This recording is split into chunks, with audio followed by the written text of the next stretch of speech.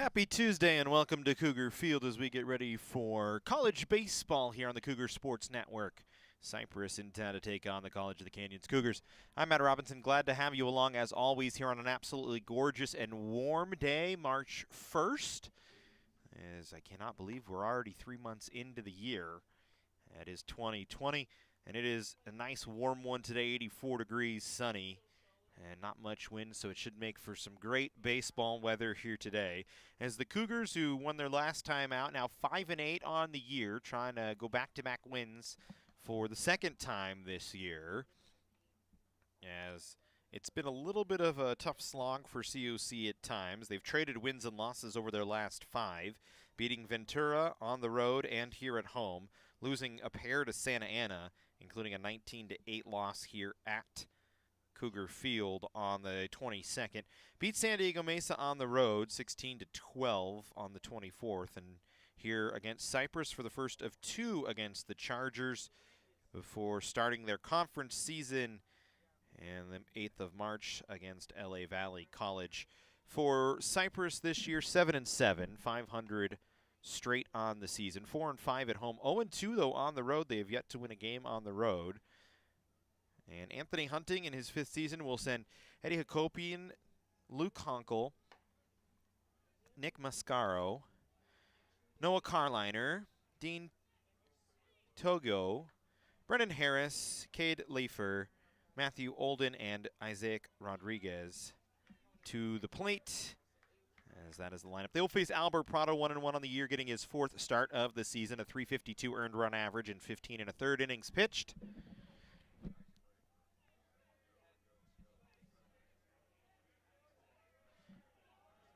As here's Hakopian, batting .441 on the year, 15 for 34, as he'll face Prado, who works out of the stretch exclusively. And the first pitch fanned on. And we are underway here from Cougar Field on a absolutely gorgeous Tuesday first pitch right at 2:11 in the afternoon. Little later start than expected as Hakopian fouls this one away. And it's 0-2. So we said starting a little later than expected today. It was supposed to be a 2 o'clock start, but one of the umpires got caught in traffic, so we pushed it back 10 minutes to let him get some more time to get ready and get to work here. Hakopian fouls that one away, so it'll stay at 0-2. As we said, Eddie this year, .441, 15 for 34, with a home run and 5 runs batted in for Cypress.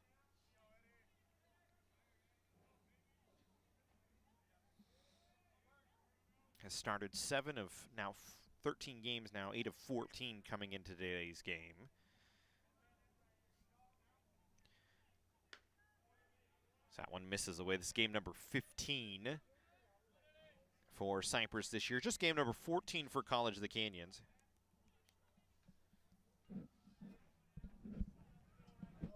So it's a 1-ball, 2-strike count here. For Prado, as we said, 15 1/3 innings pitched on the year, 1-1 in his 3 starts as he misses that one inside. He's given up 20 hits, 12 runs, 6 of those earned, and he's about 1-to-1 strikeouts to walks, 7 walks, 6 strikeouts on the year. So a high contact pitcher.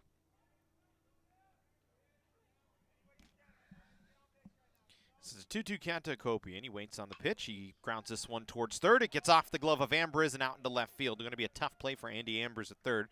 So Hakopian on for a base hit. And the leadoff runner aboard here for Cypress in the first.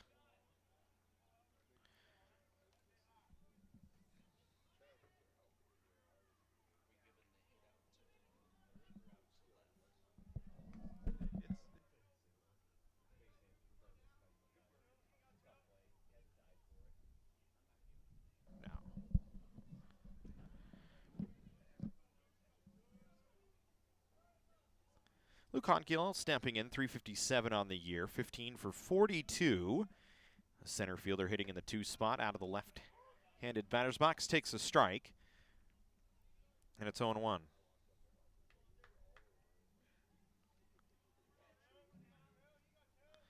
Honkiel this year, 2 home runs, 10 runs batted in.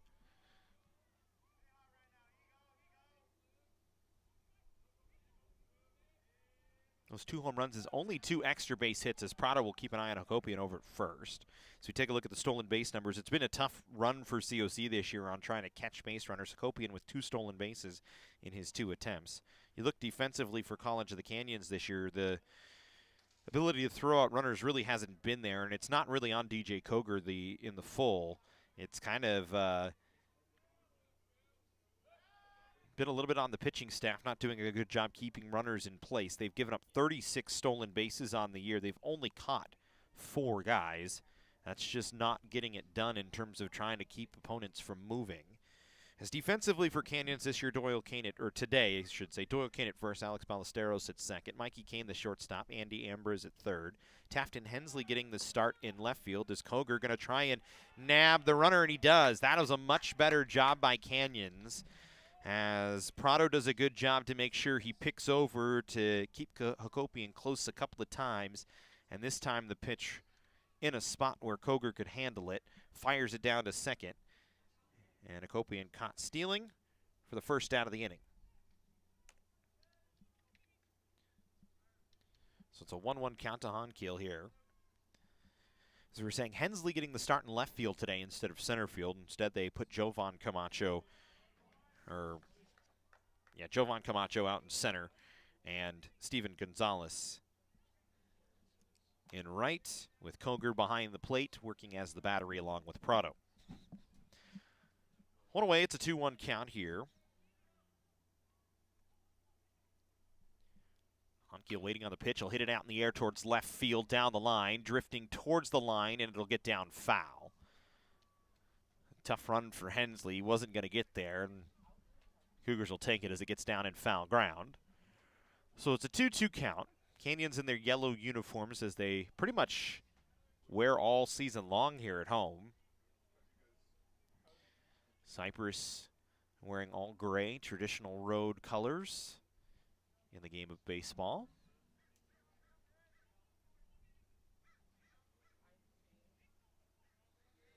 2-2 count to Honkiel here as he waits on Prado, who's set at the belt. Kind of stands with his left foot towards third base and his right foot back towards the first base side. The count now full as that pitch misses down. So it's 3 balls and 2 strikes. 1 out here in the first. Prado very deliberate up there on the rubber, takes his time.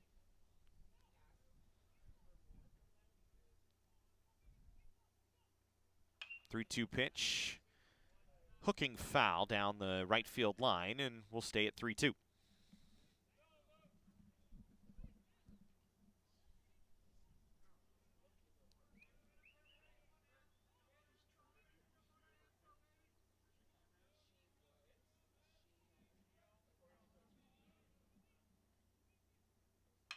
Prado's 3-2, grounded to right field. That'll get through the hole for a base hit.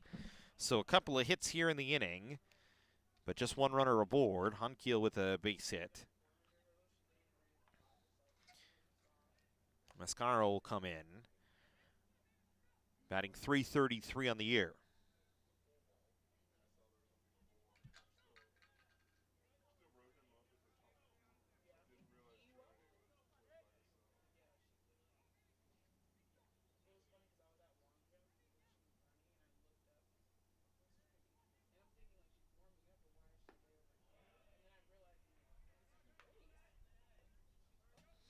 Honkiel this year, 5 stolen bases and 6 attempts, so we'll certainly keep an eye on him as Prado gets the first pitch over for a strike. He's worked ahead so far to all 3 batters.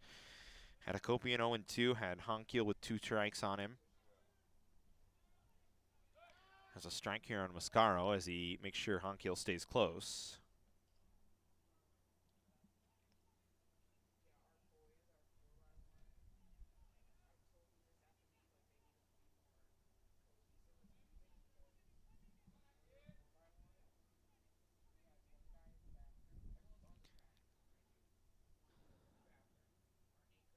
Runner stays put. 0-1 pitch fouled away off the end of the bat by Mascaro. And it's 0-2. Nick this year, .333, 9 for 27 with 3 home runs, just 8 runs batted in though. But certainly has flashed the power. Slugging percentage at .778 this season as he's got 5 extra base hits. As he fouls that one away, and it'll stay 0-2. 3 home runs, a single, and, 3 home runs, a double, and a triple this year as a part of his 9 hits. So over half his hits have been of the extra base variety. As he waits on the 0-2 pitch, Prado will come to the plate, and he gets him swinging. Good pitch from Prado that time. Fooled him as he chased it away. First strikeout of the day for Albert Prado. 2 away here in the first inning, as Noah Carliner will come to the plate.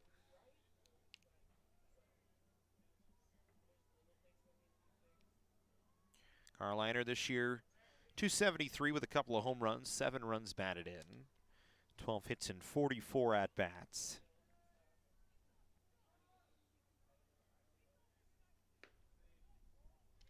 As Prado falls behind for the first time today.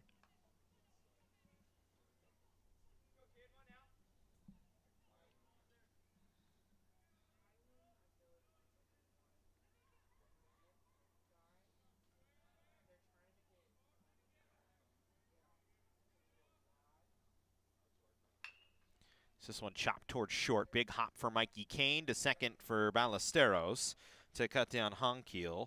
So Carliner grounds into an inning-ending fielder's choice. No runs, 2 hits, no errors, 1 left on.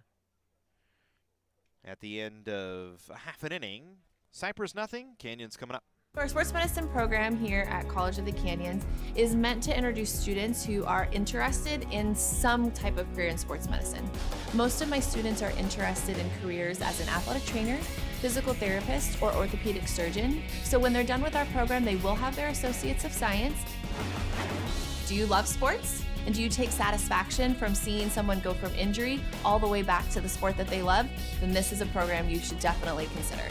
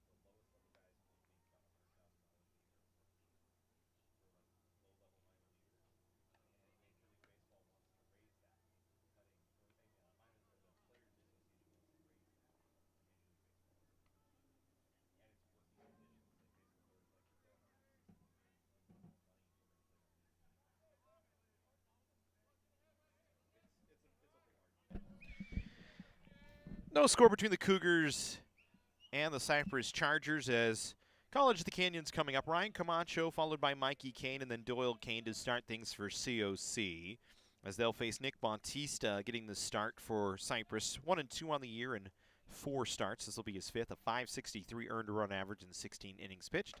As his first pitch to Camacho misses up, and we are underway in the home half of the first. Chris Cota, the head coach of the Cougars in his 22nd year at the helm of College of the Canyons baseball. His lineup today, Ryan Camacho, Mikey Kane, then Doyle Kane, followed by the catcher DJ Cougar, then Tafton Hensley, the left fielder in the 5 spot. Steven Gonzalez batting 6th. As that pitch over for a strike, and the count to Ryan Camacho even 1-1. Andy Amber is in the 7 spot playing third base. Alex Ballesteros, the second baseman, batting 4th, and then Jovan Camacho getting the start in center field, batting in the 9 spot. Camacho this year, 306, 15 for 49 with a home run and 5 runs batted in. Tries to check his swing and does. So the count is 2-1. Camacho has been a guy that's been in and out of the lineup for a little while, but has started to really just find a foothold, and it's hard to keep him out of the lineup. He's hitting over 300 on the year, does a really good job out of the leadoff spot, takes off pressure of the rest of the lineup as he can work deep counts, not afraid to hit with 2 strikes. And he has certainly flashed a little bit of power with that home run a couple of games ago here at Cougar Field. So has worked his way into the lineup and has kind of stayed there.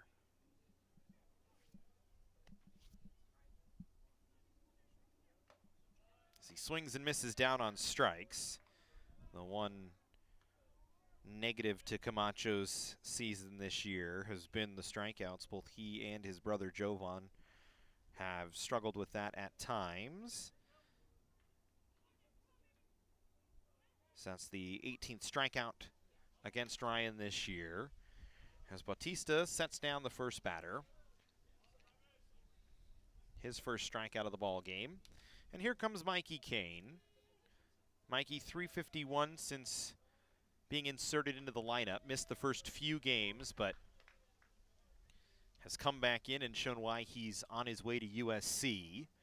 The future Trojan with 3 home runs and 12 runs batted in this year, 13 hits and 37 at bats, and plays a very solid shortstop as he's taken over there. Ballesteros played the first, I'm going to say 5 games at short before Mikey was able to come back into the lineup. Mikey, of course, the son of Lindy Kane, as is Doyle Kane, who's in the on-deck circle. The brothers well versed with College of the Canyons. Lindy Kane, of course, the long-time track and field and cross-country coach here at COC. And I'm actually surprised Lindy's not here right now. Usually she's always in the area when the boys are on the field.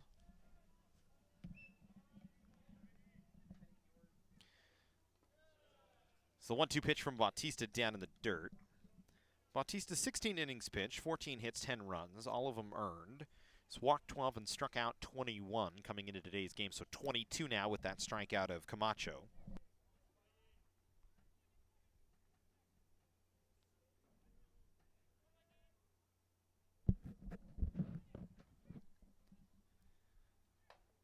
That pitch misses outside. And it's a full count here.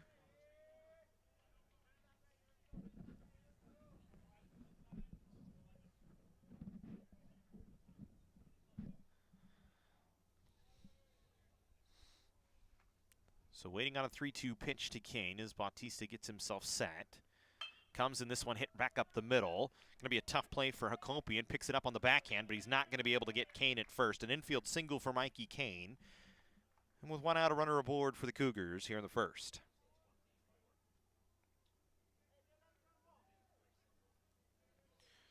So here comes Doyle Kane. Doyle, a home run and 11 runs batted in, hitting .325 on the year.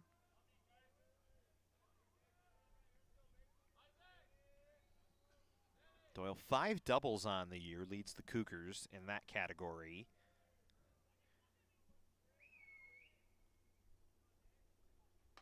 Slugging percentage just .525 though, as he takes a strike and is behind the count, 0-1.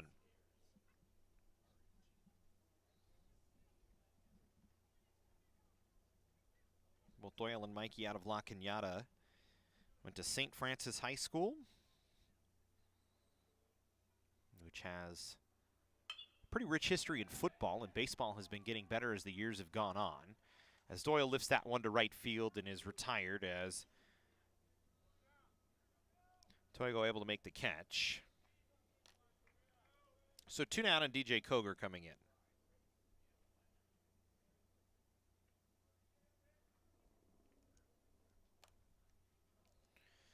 Cougar 271 on the year. 13 hits and 48 at-bats. Has been the everyday catcher for Chris Cota since pretty much game 2 of the year.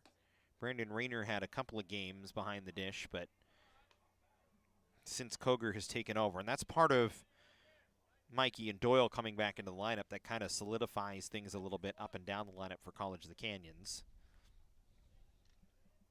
DJ does not have a home run, but has pretty much been in the cleanup spot for most of the year. Him, Taft, and Hensley, Steven Gonzalez all kind of rotating through the 4, 5, and 6 spots. As lately, the 1, 2, and 3 spots for Canyon have really been Camacho, Kane, and Kane. Mikey has pretty much been in the 2 spots since the go. Doyle has kind of bounced around. So there's a lot of movement in the lineup for Chris Cota this year, but starting to find a little bit of everybody's place. It's a 1-1 count here to Cougar. Mikey Kane in motion trying to swipe second base, and he's out at second base as the tag was right where his foot was. So Kane caught stealing. Each catcher has made a good throw here.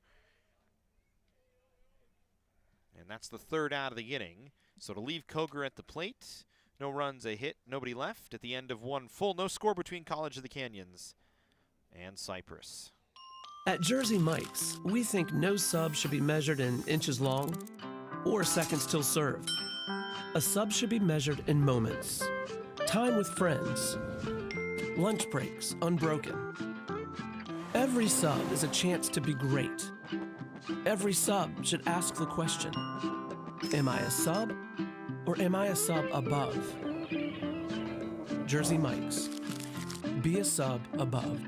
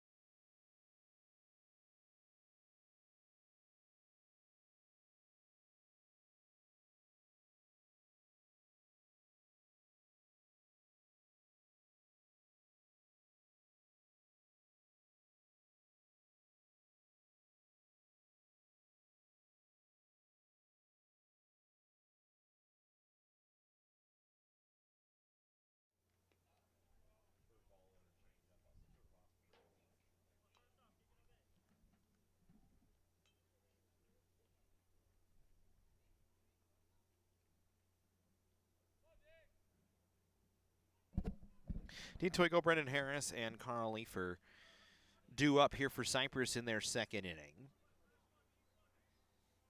No score between the Cougars and the Chargers on a gorgeous Tuesday afternoon in Santa Clarita. Toigo first pitch swinging, hits it down the line and right. That's going to get into the corner. Toigo going to go for extra bases here as Gonzalez trying to pick it up off the fence. Toigo going to try for 3rd, and he'll actually stop as a good strong throw from Gonzalez to hold him there. So it's a leadoff double on the first pitch of the inning for Dean Toigo.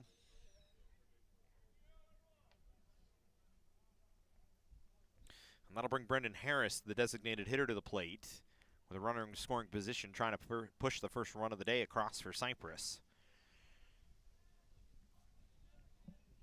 Pitch just up a little bit from Prado, up in the zone into a spot where Toigo could do some damage with it, and he hooked it down the line.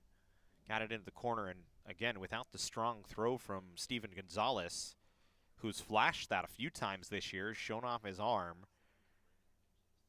Probably should have been 3 bases. Instead of bringing Harris, who's batting .381 on the year, or .318 on the year, takes a called strike. 7 for 22 with a couple of runs batted in. Harris has not had very much success when trying to drive in runs,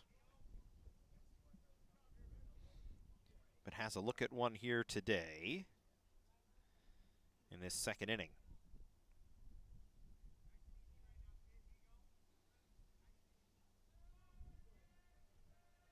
Harris has been in and out of the lineup as he hits this one to right, and that'll get over the head of Kane for a base hit. They're going to try and send the runner. Gonzalez's throw is going to be just behind. As Toigo able to score from second. And it's an RBI hit for Brendan Harris. And it's 1-0 in favor of Cypress here in the second inning.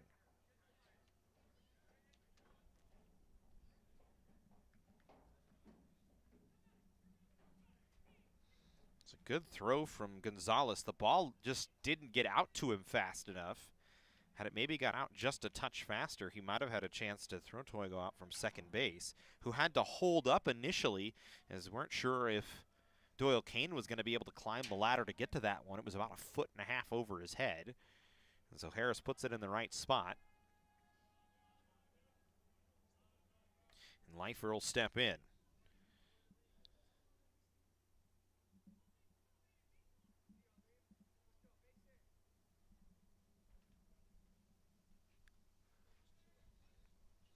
For this year, .333, 14 for 42 with no home runs and 5 runs batted in.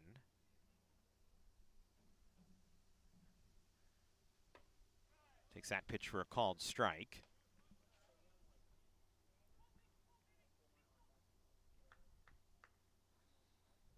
.13th start of the year for Cade.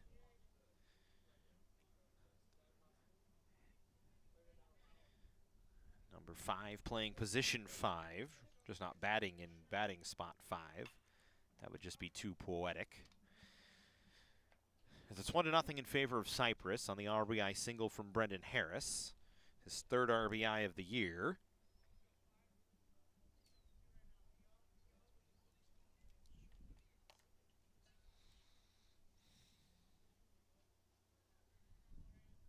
Harris does not have a stolen base on the year.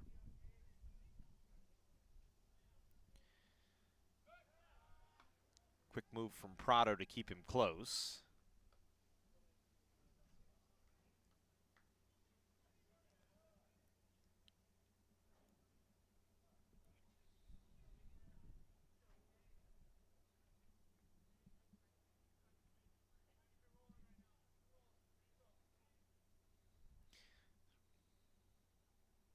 So that one hits Leifer in the shoulder. So he wears it, and that'll put runners on first and second. I think that one kind of caught him off guard. He didn't really move. Got on him, I think, faster than he thought. And that'll bring Matthew Oliden to the plate. 2 on and nobody out. Already 1 run across here in the second inning. Oliden .316 on the year, 6 for 19 with 4 runs batted in. Now, if you're Prado, you could use a ground ball up the middle somewhere. Try and get it into the hands of Kane and Ballesteros. See if you can turn a pair. We'll see if they opt to have Oliden bunt, and he will. And he bunts it right back towards Prado. His only play, though, is going to be at first, so he'll get the out. But Oliden does the job, puts runners on second and third here. So sacrifice bunt will bring Isaac Rodriguez to the plate.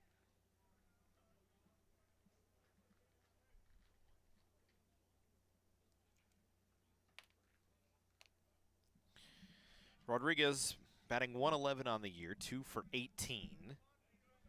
Has 3 runs batted in. Rodriguez just his 6th start of the season. He's not had many opportunities, but gets a chance to go here today. So face Prado with 1 out and 2 runners in scoring position. The first pitch on the outer half, but just outside.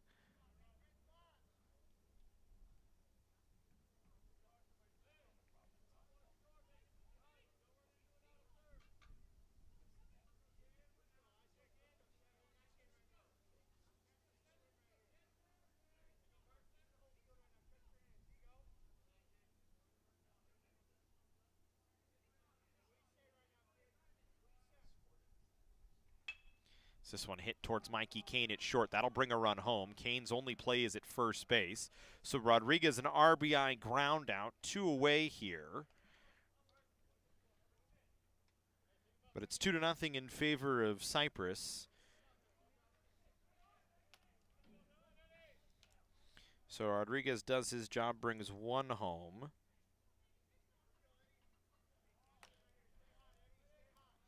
Eddie Hakopian will step in. Copian swings a big wild swing at the first pitch on a breaking ball, missed. And it's 0-1. Copian singled, caught stealing in the first. Lineup flipped him, so he'll hit here in the second. That's always the goal early on. Turn the lineup over.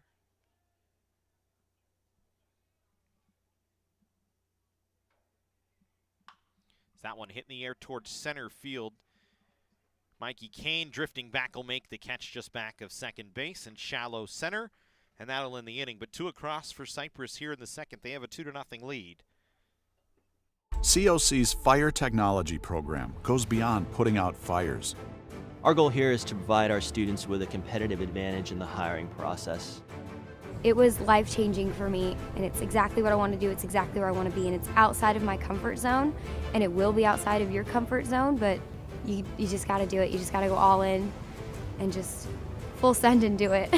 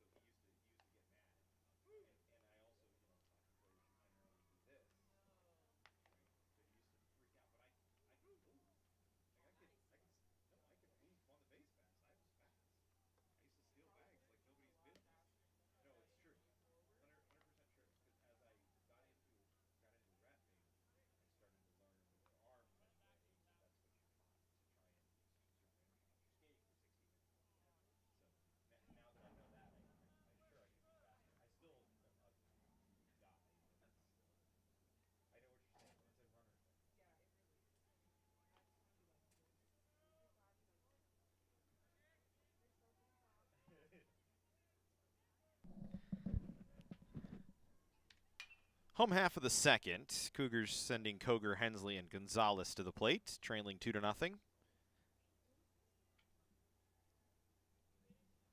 Cougar left at the plate in the first inning after Mikey Kane was caught stealing. DJ batting .271 on the year. Takes a strike. The count 0-2.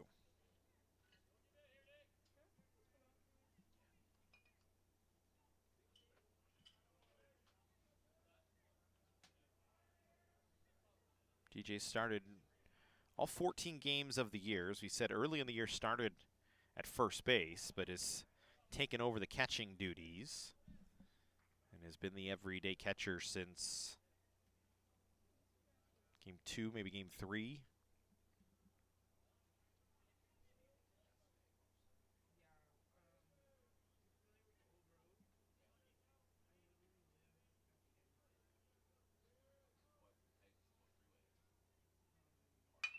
This one hit back up the middle for a base hit, so the leadoff runner aboard is DJ Cougar with a ground ball single to center field.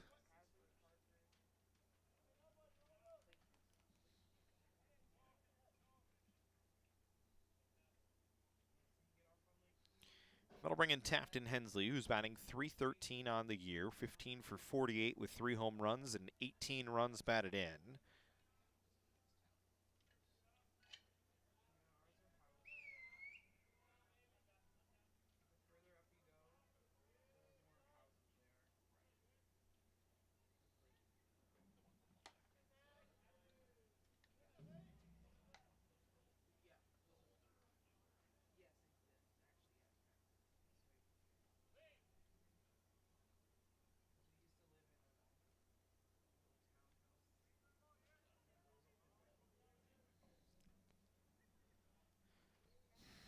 Hensley leading the team in home runs with 3 along with Mikey Kane.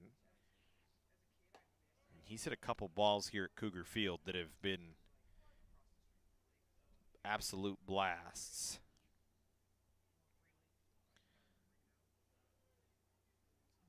One that he hit towards center field off the batter's eye.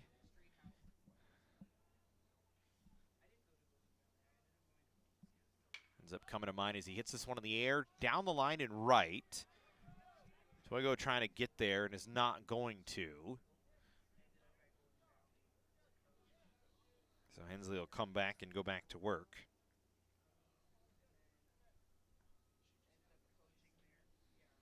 Hensley, 8 of his 15 hits this year have been extra base hits.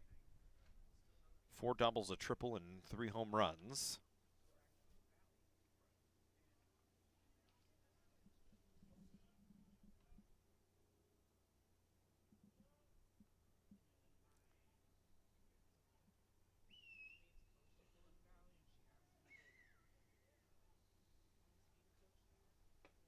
He takes a strike there. Not a pitch he can really do much with, so he opts to let it go by, and the count is now even at 2-2. Bautista faced just 3 batters in the first. Gave up the single to Mikey Kane, but he was caught stealing. Gives up a single to lead off the inning to Cougar, and now it's a 3-2 count here to Taft and Hensley. Steven Gonzalez in the on-deck circle. Due up next. There's Lindy Kane. Makes her way in.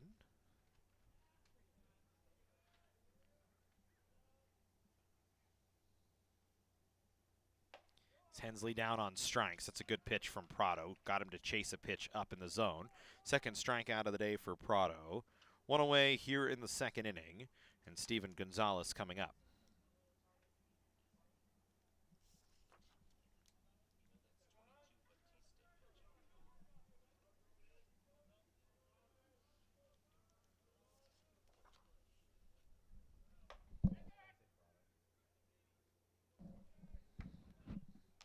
Matt Tapia correcting me. Good pitch from Bautista, not Prado. I was still in the last inning.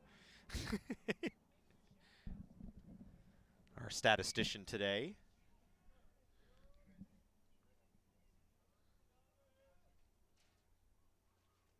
Is that one going to get to the screen? That's a wild pitch on Bautista.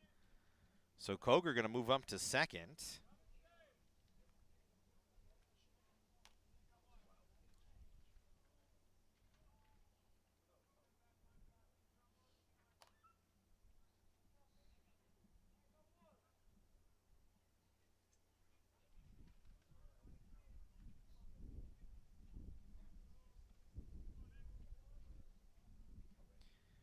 So 2 balls and no strikes here to Gonzalez. Chance to try and push a run across. So that one back to the screen again. Back-to-back wild pitches. And now that makes you go and look. As Prado with 2 back to the screen on back-to-back pitches.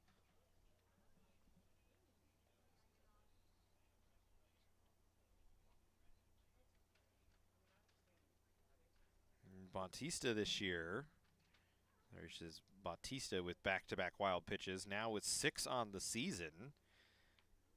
It's always something you check with a runner on third. As he's thrown 2 here to Steven Gonzalez.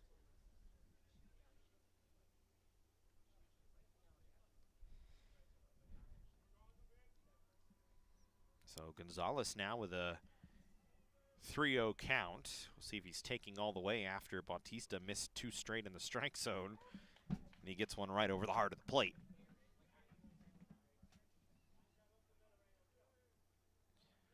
So it makes it 3-1.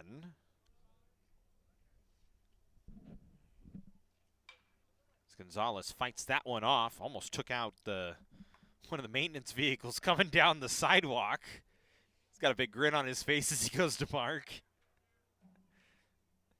And so it's a 3-2 count, so Bautista works himself back into the count here.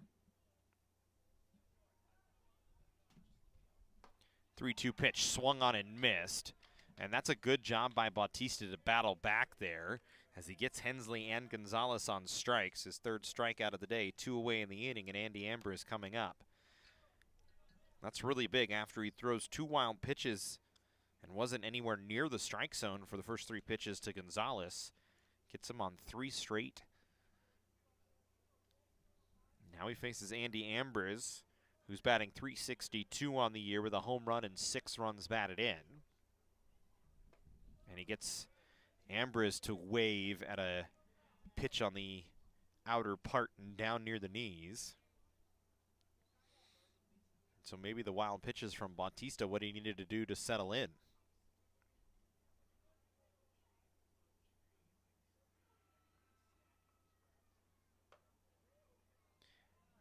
That breaking pitch came back towards the plate. Ambrose ducked like it was going to be over his head, and it actually almost hit him in the head because he ducked.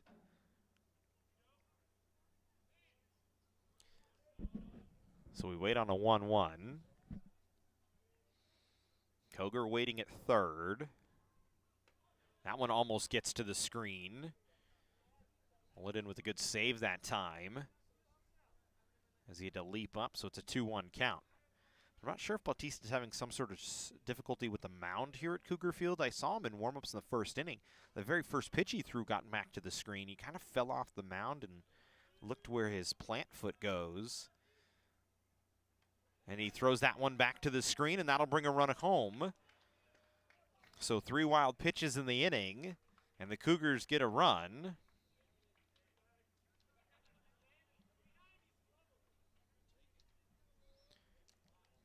So Ambrose just standing up, watches one come home. And it cuts the lead in half.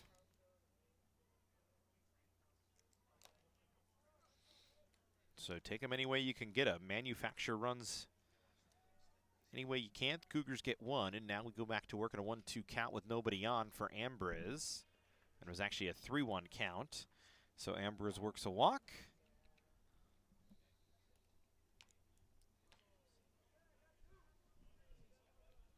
First walk issued by Bautista, and here's Alex Ballesteros coming in, batting .255 with 12 hits and 4 runs batted in.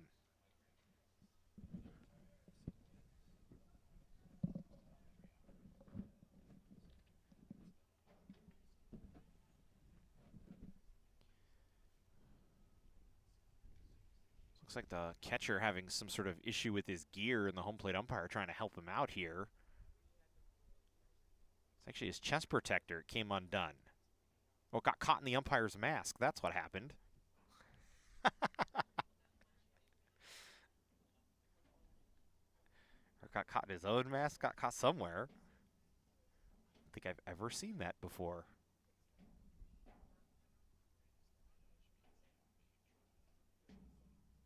So somehow he got his own mask caught on his chest protector. Well, and just kind of giggles, and we'll go back to work with Ballesteros at the plate and Ambrose on first base. Bautista set below the belt will come to the plate and misses outside.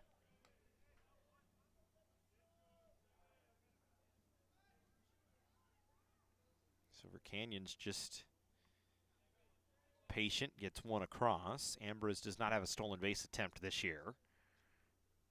It's not in motion, but that one's going to be a passed ball. That one hits Oliden in the glove and gets back to the screen.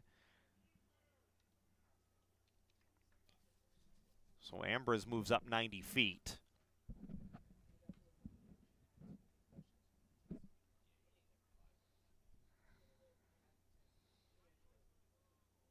And pitching coach for Cypress going to go out and talk with Nick Bautista here, as he's having some sort of issue.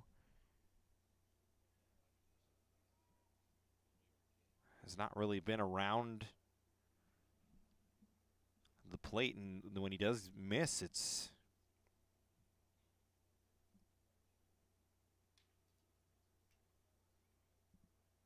been kind of all over the place.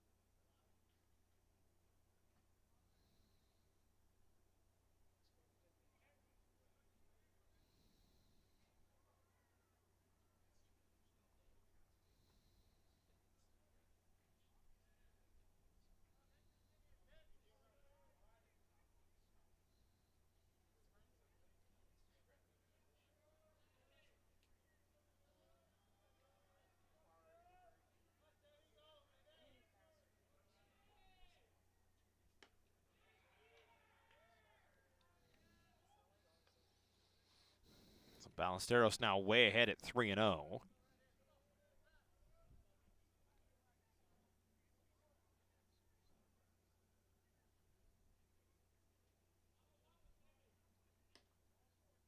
And it's a 4-pitch walk. So back-to-back walks issued by Bautista. Gonna bring up Jovan Camacho.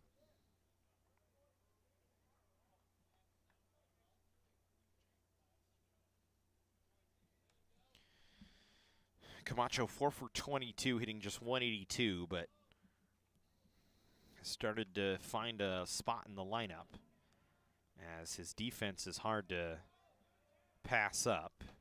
His 8th start of the year.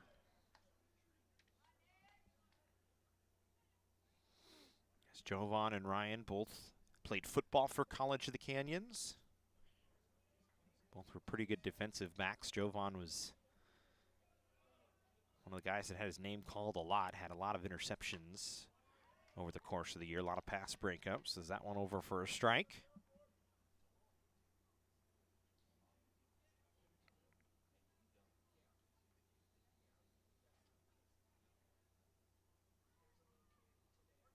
And that's not taking anything away from Ryan. He was pretty good as well. Both went to West Ranch High School, played football and baseball there as well. So just an athletic pair of brothers, much like the Kane boys.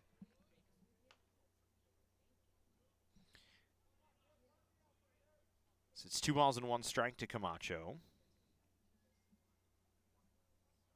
So we said Jovan been in and out of the lineup for the better portion of the year. Started the first 5 games.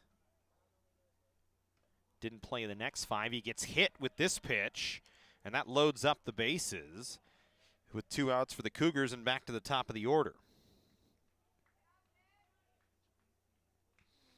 So Bautista gives up a single to Cougar, strikes out Hensley, strikes out Gonzalez, but threw 3 wild pitches in the inning to allow Cougar to come across, and then walks Ambrose, walks Ballesteros, and hits Jovan Camacho. And that brings in Ryan Camacho. We were talking about Jovan. Missed the next 5, but has started the last 4, so has found his way back into the lineup. I think most of that due to his defensive capabilities out in the field, as that one hits Ryan Camacho on the arm, and the game is tied at 2, as the Cougars don't have to do much. A couple of walks, couple of hit batters. So back-to-back walks, back-to-back hit by pitches. Ambrose comes in to score, and now you bring Mikey Kane to the plate with the bases loaded and 2 away. This is a chance for Mikey to do some damage. If you ever thought right man, right spot, this would be it. As Kane hits that one on the ground towards second base, Hakopian picks it up, and that will end the inning. So Bautista had to work for it, finally gets himself out of the inning on the first pitch to Mikey Kane.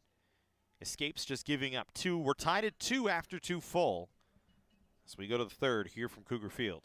I love emergency medicine. You're there at these people's worst time of their life, and you're there to make it a little bit better.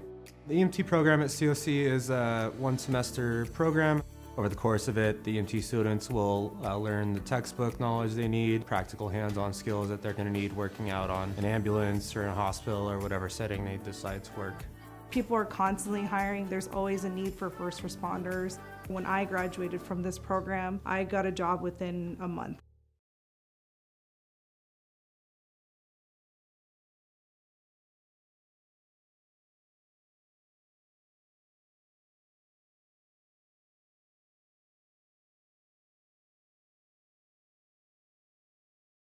If our turkey had a resume, it would say it's 99% fat-free, filler-free, and raised without antibiotics.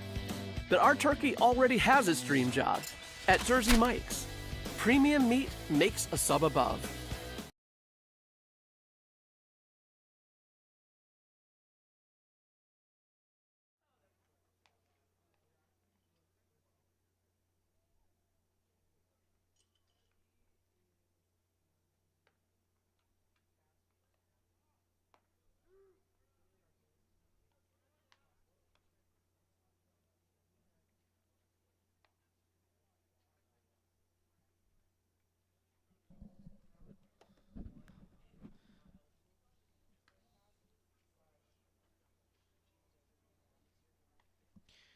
Ankiel Mascaro and Carline are due up to face Prado here in the third inning for Cypress. In a 2-2 ball game.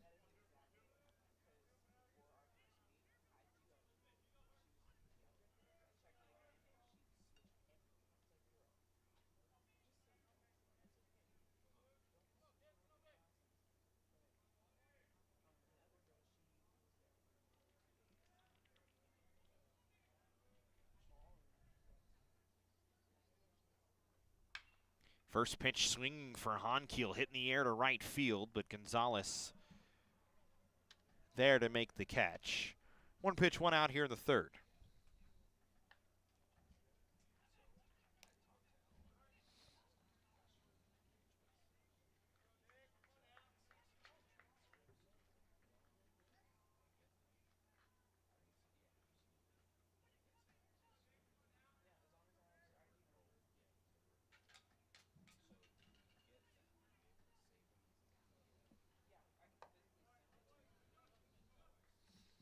So Mascaro struck out last time up.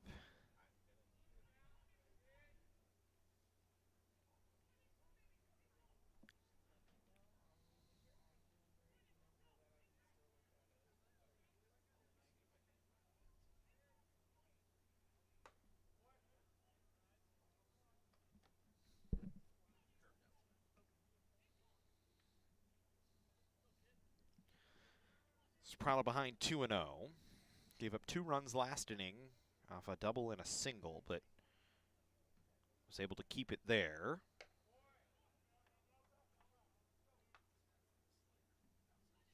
Falls behind here to Mascaro, 3-0.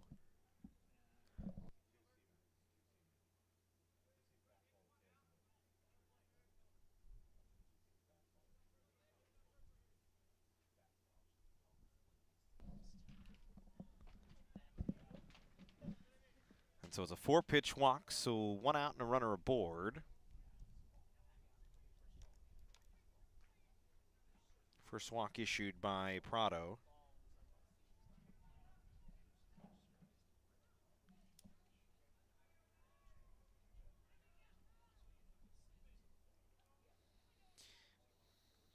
Here's Carliner, grounded into a fielder's choice to end the first. As Mascaro on first. With 1 away here in the third in a 2-2 ball game.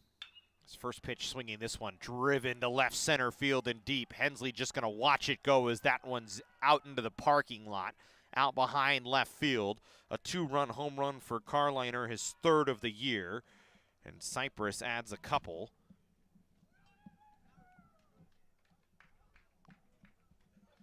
Here in the third. With 1 quick swing of the bat.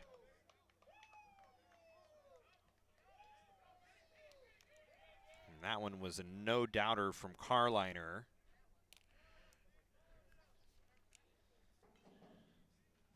An absolute rocket shot out to left.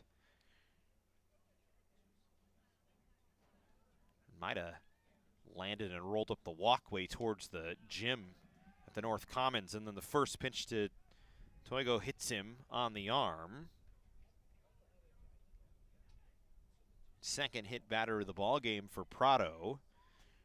And here's Brennan Harris, who singled home a run in the second inning.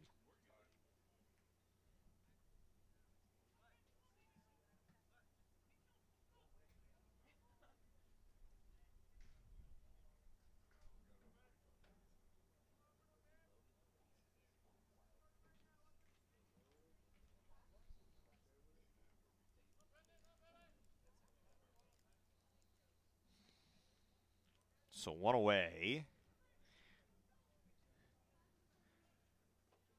Harris takes the first pitch down. And it's 4-2. Ball from Carliner, one of the hardest hit balls we've seen here at Cougar Field so far this season. And we've seen some impressive feats, as we said. We've seen Taft and Hensley hit one off the top of the batter's screen out in center. We saw Mikey Kane give a couple of blasts out to right and left center. And that one's certainly one of the longest.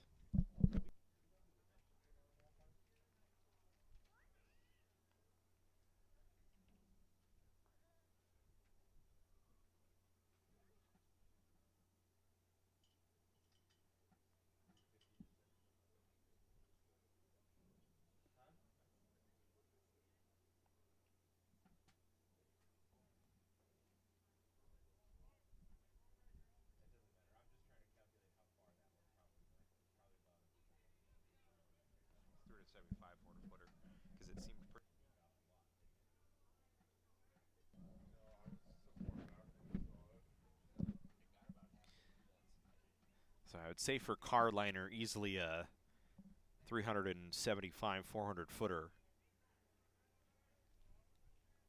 As it's about 350 to the power alleys, I think. We're trying to look it up right now. So this one lifted in the air towards left. Hensley will make the catch.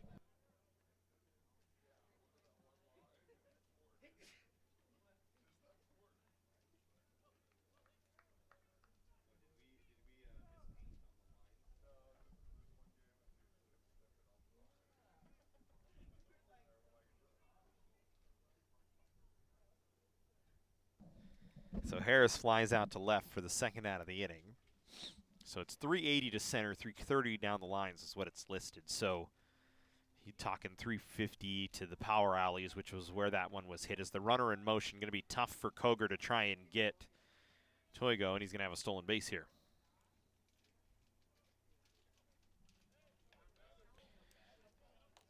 So easily a ball that was hit out here the 400-foot mark. And it was a line shot, too, from Carliner. That thing got out in a hurry.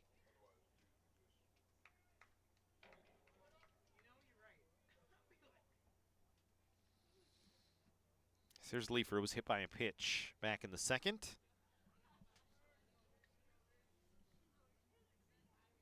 Trying to pick up another run for Cypress here. So Ryan Paramo had actually come out to the mound to talk to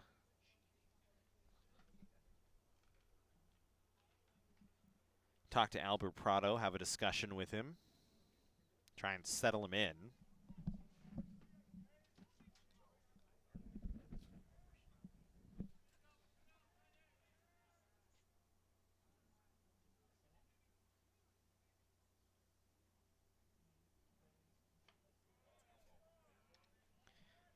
Two-seamer tails off to the inside. So the count now 3-0.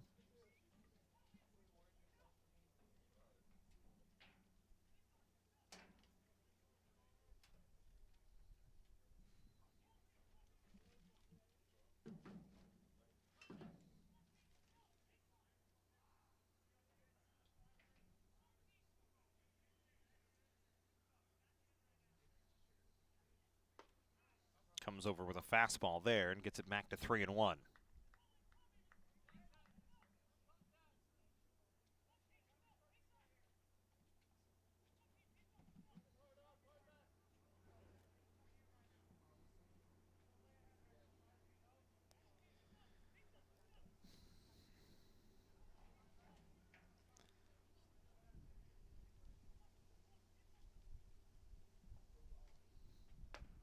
Good pitch from Prado there.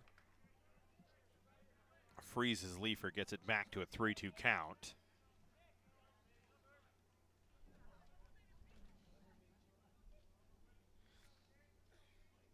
Leifer 0 for 3 against Palomar last time out, but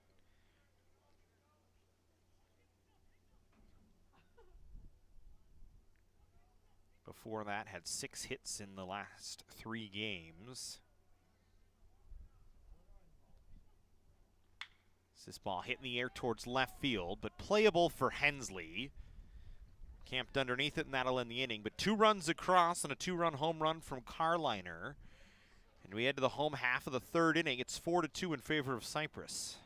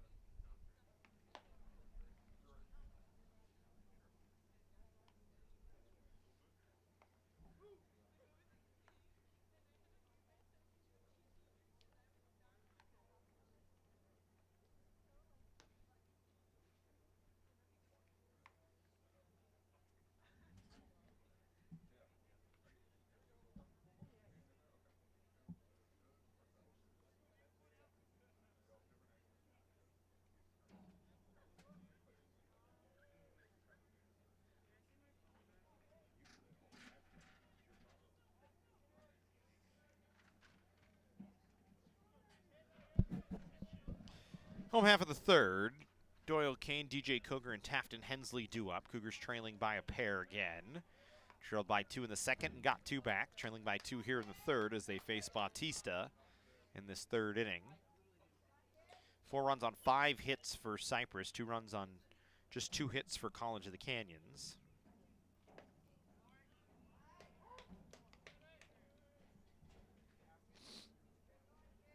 Kane flew out to right field for the second out of the first inning.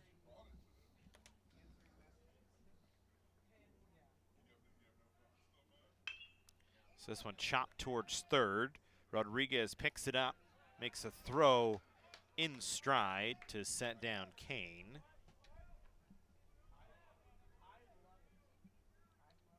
One away.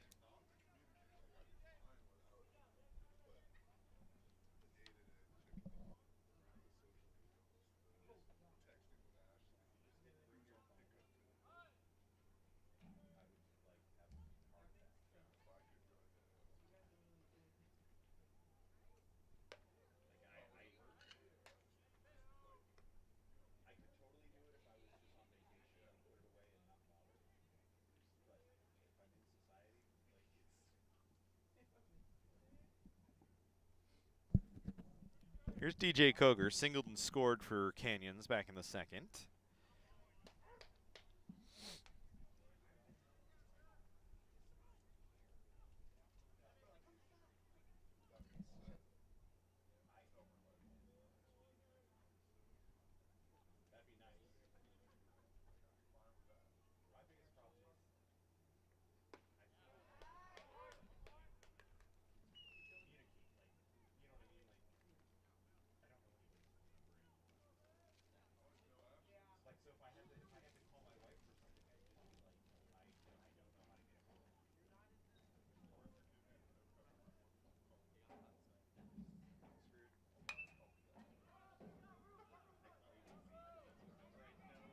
This one popped up in foul ground, and drifting over to make the catch is Carliner.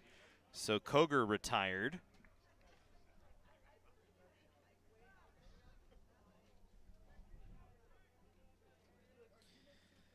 So 2 down, and here comes Tafton Hensley. Hensley struck out in the second.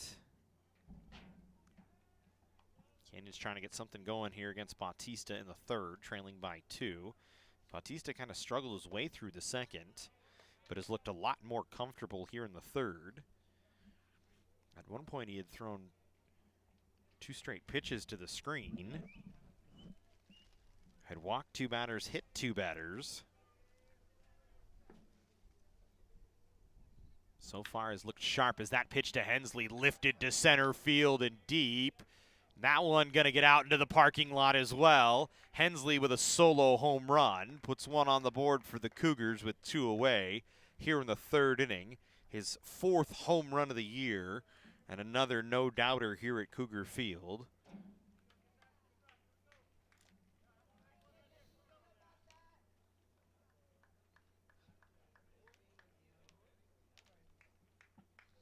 And so a solo blast for Hensley, his 19th run batted in, his 4th home run to lead the Cougars this year. As historically, the ball does travel pretty well here at Cougar Field. And it's back-to-back games for Tafton Hensley with a home run. Had 1 and 6 RBIs against San Diego Mesa.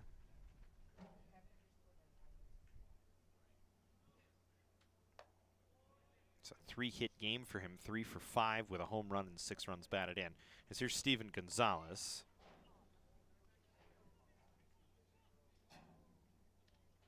Trying to keep a little 2-out rally going here for Canyons. Gonzalez swings and misses.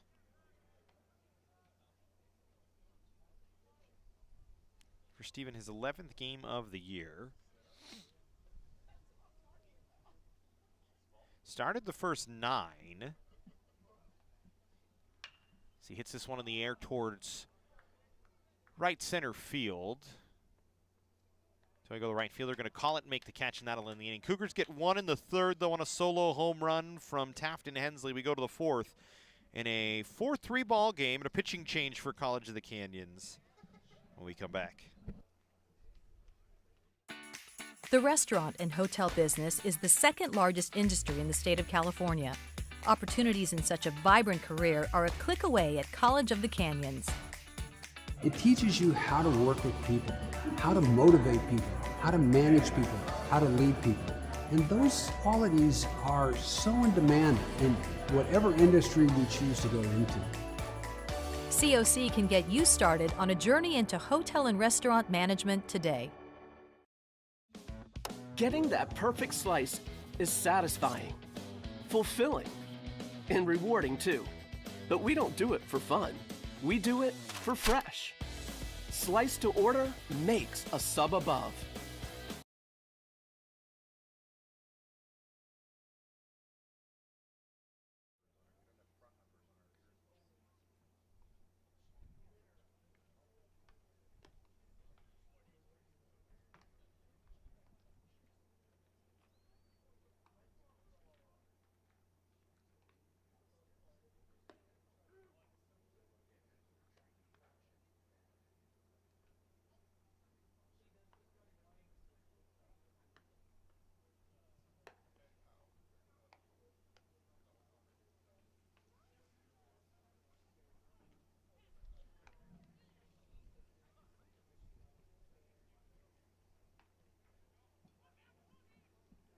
So pitching change for the Cougars here in the fourth. Prado goes 3, gives up 4.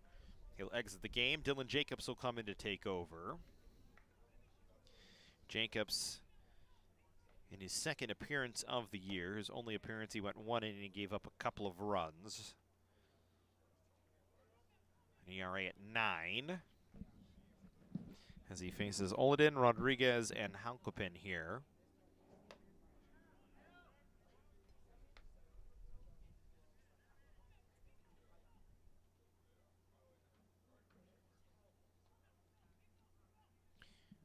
Two and a third to Oliden, who sacrificed runners over in the second inning.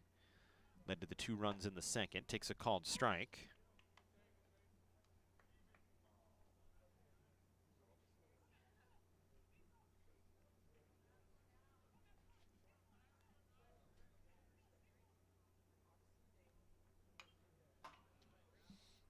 So Jacobs, just his second appearance of the year. So he said, didn't pitch very much early in the year. That appearance,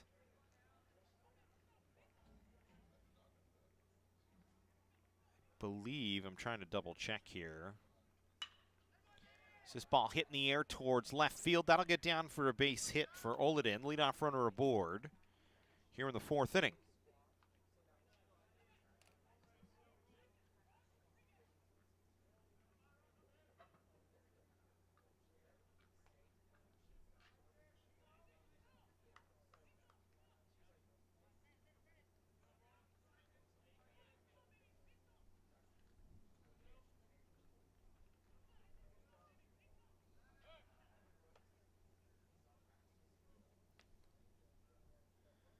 Jacobs' only game came against Santa Ana here on the 22nd.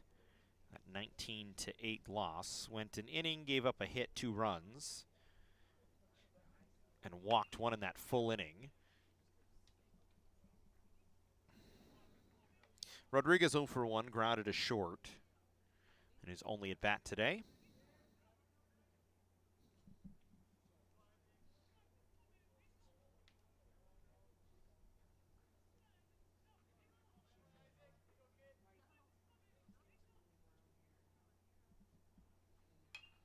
This one popped towards first. Kane will make the catch. Oliden able to get back. So 1 away here in the 4th inning.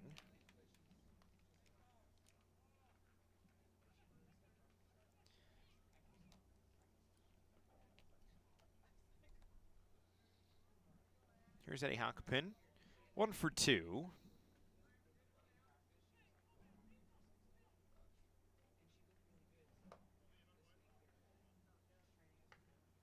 Halkapin on a 6-game hitting streak right now, and has 5 straight games, not including today, with multiple hits. Was 3 for 4 against Mount Sac, 3 for 6 against Merced, 2 for 5 against Grossmont, 2 for 5 against Citrus, and 2 for 4 against Palomar. So it's been very steady, and that's after 5 straight games without a hit. Granted, he only had 2 at-bats in those 5 games.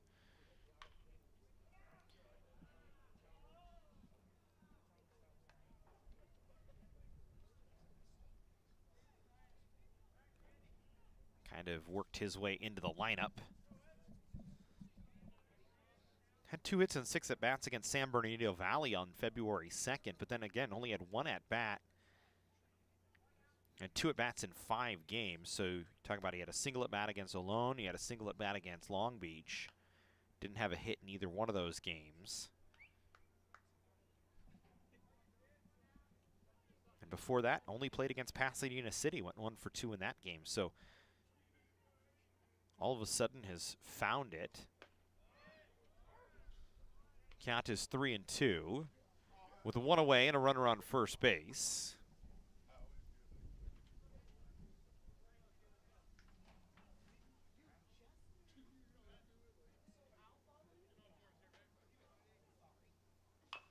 This one off the mound. Jacob's going to be the only one able to make the play. He'll field it on 2 hops.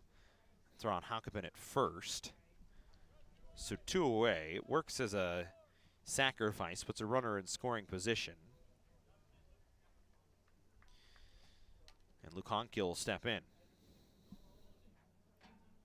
Honkill 1 for 2, flew out to right last time up.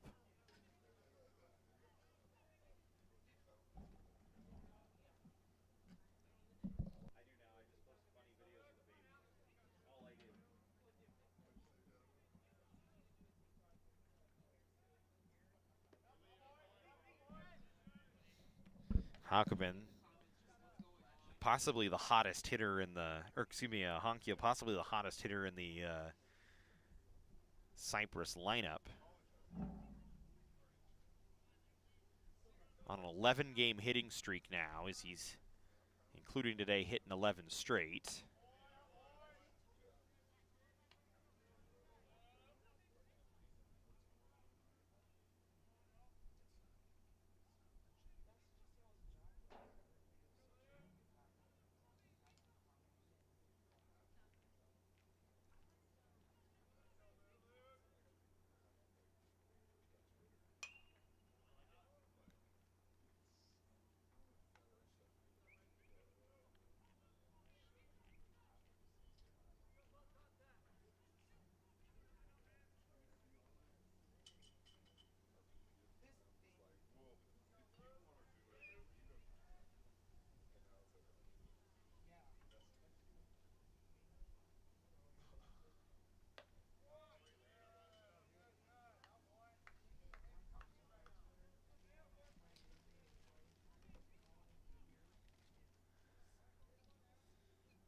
It's a 3-1 count here to Honkill, as we said, an 11-game hitting streak.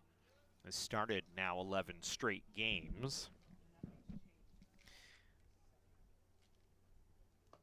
So he works a walk. So it'll put runners on first and second with 2 away. First walk issued by Jacobs. During this 11-game hitting streak for Honkill, we were talking about only 3 multi-hit games. But certainly has done his job getting on. Jacobs will face Mascaro here, who's walked and struck out.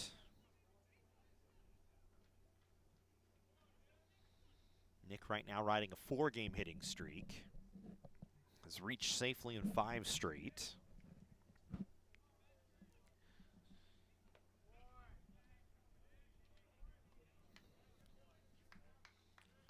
Pitch misses down on a breaking ball. Action going on in the Canyons bullpen here, as Kyle Kopp getting up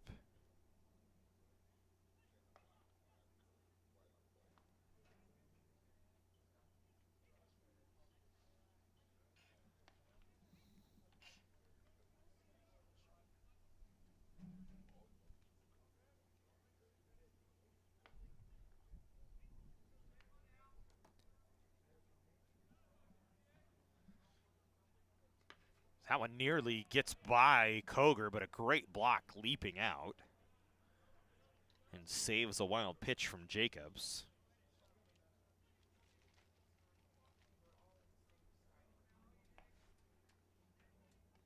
Jacobs already has one wild pitch this year. Behind in the count, 2-1.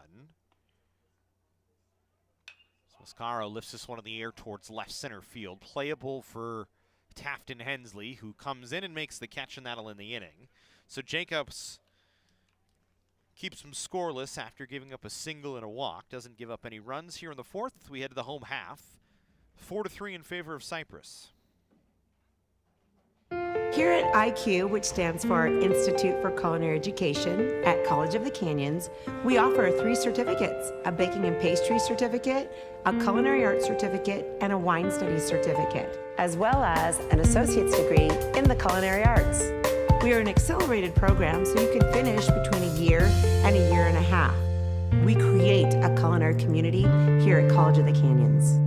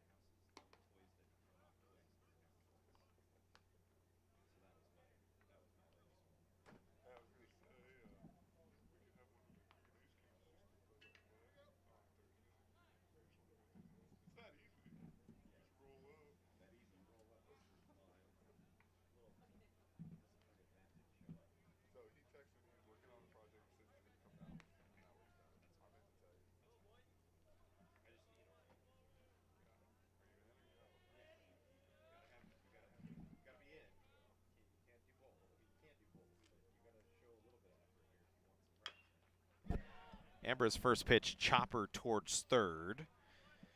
Leifer makes the play, 1 down. So a quick out here in the home half of the fourth inning.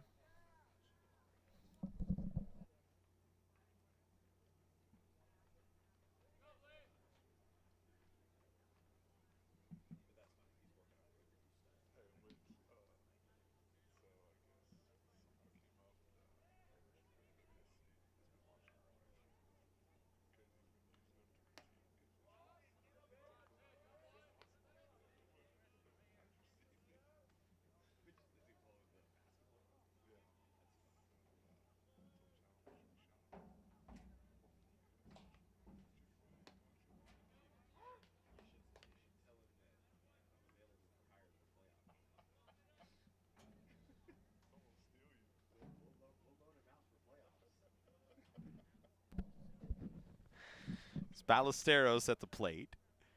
It's a walk today. Hits this one on a one-hopper towards Halkapen. He'll pick it up and throw him out, 2 away.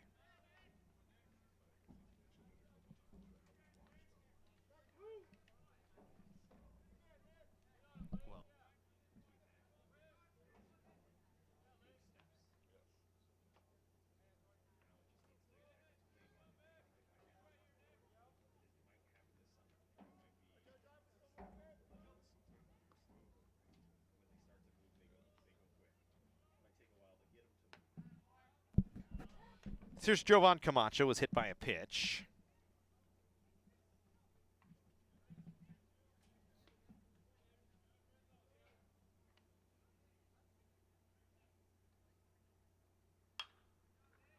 Fouls this one away. He's behind in the count, 0-2. Cougars trying to get something going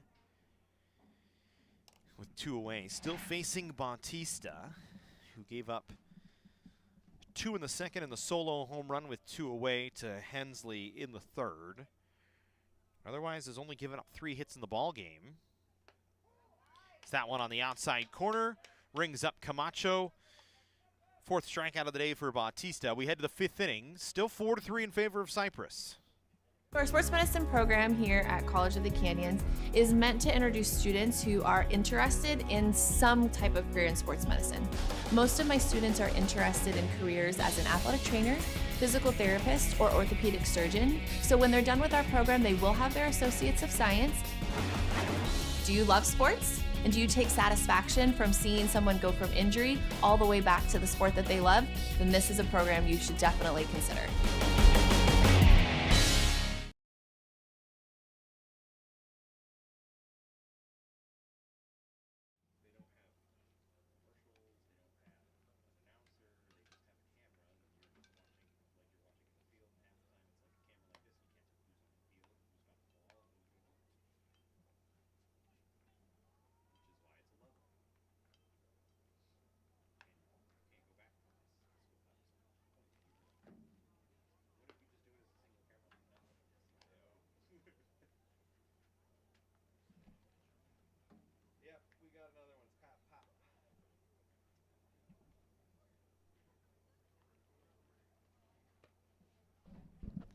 Pitching change for College of the Canyons here in the 5th. Kyle Kopp going to come in to get some work. Taking over for Jacobs, who pitched just a full inning.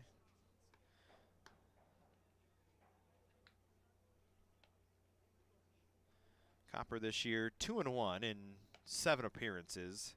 Has made 4 starts on the season, a 7.19 ERA.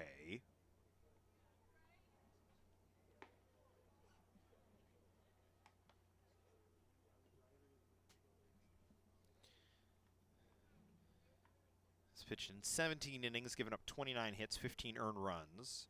Walked 8 and struck out 9. As he'll face Carliner, Toigo, and Harris here in the 5th.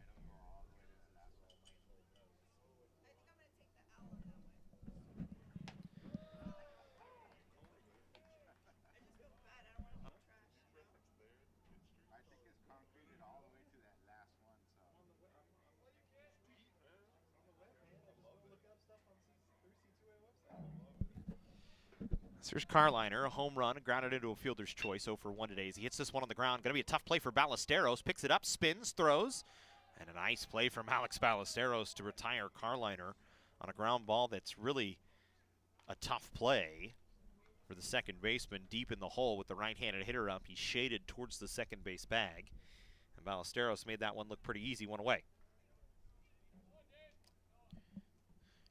Toigo, 1 for 1 with a double and a run scored.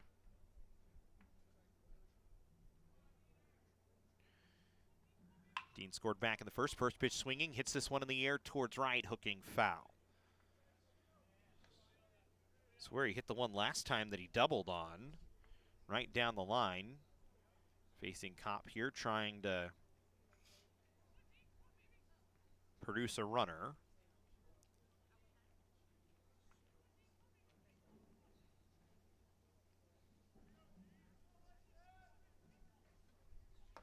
Toigo 3 hits in his last 4 at-bats over the last 3 games. Didn't start against Palomar, just got 1 AB. But he's played in every game so far this year. Whether it be just a single at-bat or starts. He's really been a mainstay in the lineup. He's going to show bunt. He's going to try and bunt for a single. Going to be a tough play for Ambrose. Picks it up with the glove, makes a throw, but it's not going to be in time. Ambrose was deep, and Toigo read it well. So another hit for the 5-hitter, this time a bunt single, and a runner aboard for Cypress in the 5th.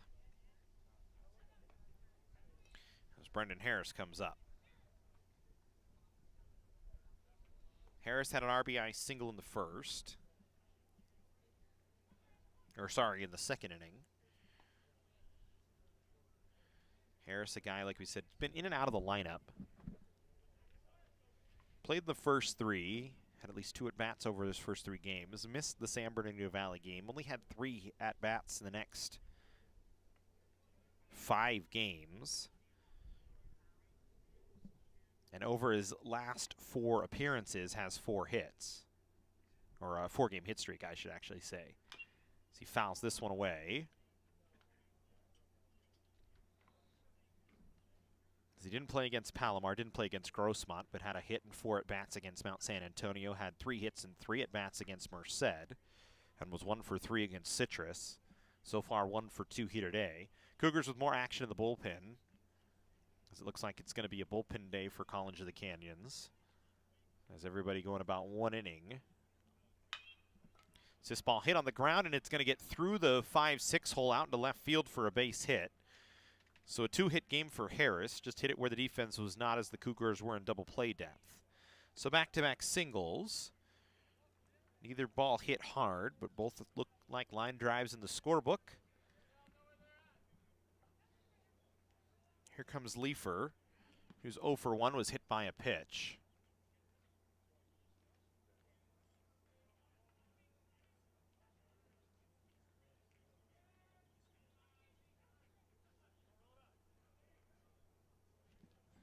Looks like for Canyons, Justin Tejeda in the bullpen getting loose. First pitch to Leifer misses. So 2 on here for Cypress in the 5th with 1 away.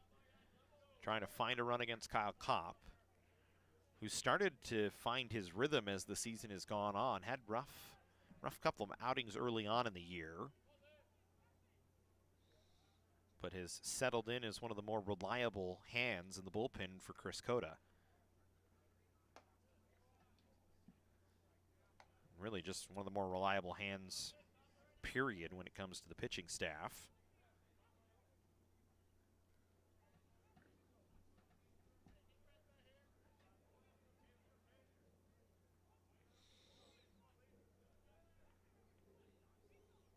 Well, had a rough outing against San Diego Mesa last time out. Went 2 2/3, gave up 5 hits and 6 runs. Walked 4 and struck out 1. He's given up a couple of hits here. And he's behind in the count to Leifer 3-0. Had his best outing of the year against Rio Hondo back here at Cougar Field on February 12th. Went 6 full, gave up 5 hits, no runs. In a game that the Cougars held on to win 3-2.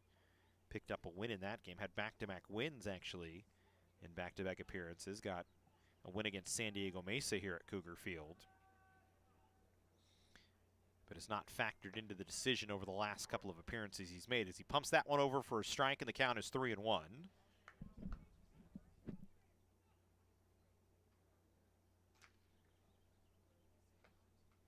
It's kind of been the question mark for Canyons this year is the pitching staff. They've just struggled, is the nice way to put it. It's just not been at the level that you would like. The earned run average this year, 833, which is 77th in the state. Opposing hitters hitting 433 against the staff, which is 83rd highest in the state. So you talk about bottom half of the state of California, bottom third of the state of California. Gets that one over for a strike, and he gets the count to full with 1 away. It's been a rough go for Cougars pitchers. Here at home this year, in 60 innings, they've given up 99 hits coming into today's game. This does not include today's game. 74 runs, 53 of those earned. An ERA of 7.95 here at home. As this ball hit in the air out towards left center field, Camacho drifting over will make the catch.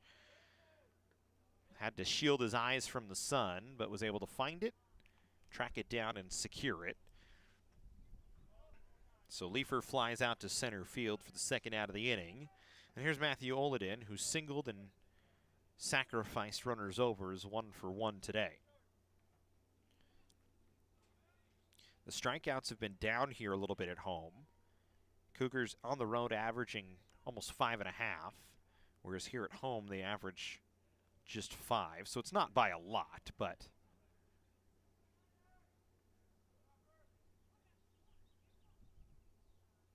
it's still a down number just a bit as Kopp trying to get out of this one with 2 away. Gets the first pitch fan against Oliden, who swings over a pitch down in the dirt. Looked like a little bit of a changeup. You talk for Canyons this year, it was the pitching staff, it's been a struggle. Over the first 3 games gave up double-digit runs to Saddleback and Orange Coast. Lost 17-5, 20-2, and 14-12. So at times the offense has been there. As this one hit in the air towards center field, Camacho gonna sprint over and make the catch, and you see why Jovan Camacho out there in center field makes a nice easy play on a ball that was hit pretty hard out to center on a line by Oliden. So Copper gets out of it without giving up a run, gives up a couple of hits, 2 left on at the end of 4.5. Still 4-3 in favor of Cypress. At Jersey Mike's, we think no sub should be measured in inches long or seconds till served. A sub should be measured in moments. Time with friends. Lunch breaks unbroken. Every sub is a chance to be great. Every sub should ask the question, am I a sub or am I a sub above? Jersey Mike's. Be a sub above.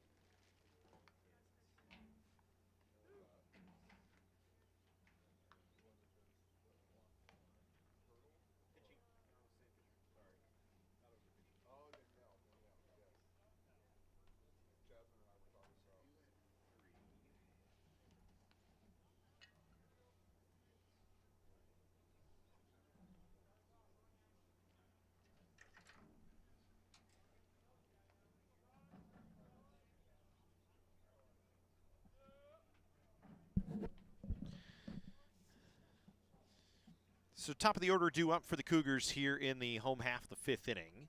As Ryan Camacho, Mikey Kane, and Doyle Kane due up to face Nick Batista. 3rd time through the order for Batista. It's the first pitch to Camacho, over for a strike. Ryan 0 for 1 today, was hit by a pitch in the 2nd. Struck out to open the game. One of 5 strikeouts for Batista here in the ball game. So he works into the 5th. That one inside against Camacho. So it's a 1-1 count. Cougars left the bases loaded in the 2nd inning. Had a chance to try and push a few more than 2 across. Couldn't get it done. So that one nearly hits Camacho as he spins away.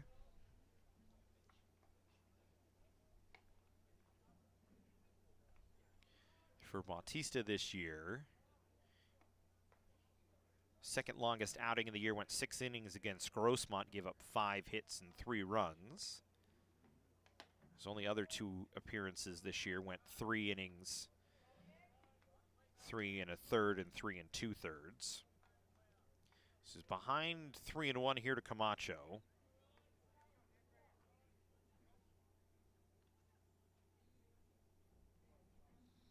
Ryan has played in every game so far this year for the Cougars on a 4-game hitting streak, trying to extend it to 5, but instead will work a walk. And the leadoff runner aboard for the Cougars here in the 5th is Camacho, on for the 2nd time today. And I'll bring Mikey Kane to the plate. Mikey 1 for 2. Grounded out with the bases loaded in the 3rd, and that was tough pill to swallow for the Cougars, as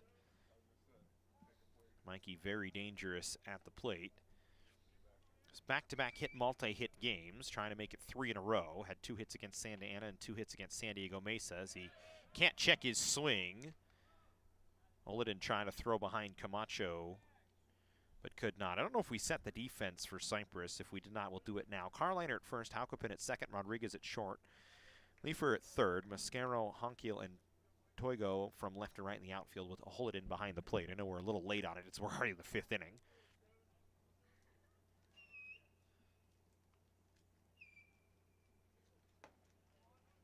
Kane has started 11 straight now after missing the first 3.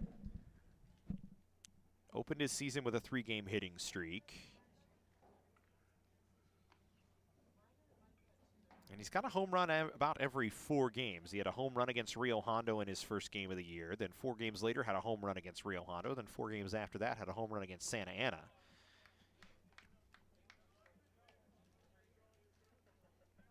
This is a 1-2 count.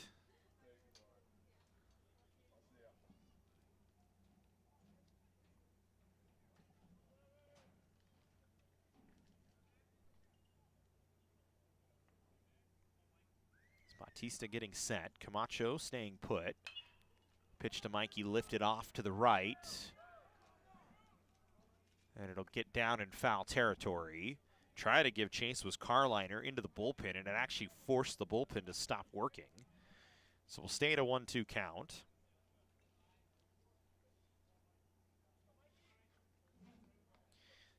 Kane with 5 multi-hit games this year. 2 hits against Rio Hondo, 3 against San Diego Mesa, a couple of more against Rio Hondo in their game here on February 12th. And as we said, back-to-back games with 2 hits, trying to make it 3 in a row. As he faces a 1-2 count with nobody out here in the 5th inning. Cougars trailing by a run. That pitch misses away, and the count is 2-2. Cypress has some action going on in their bullpen.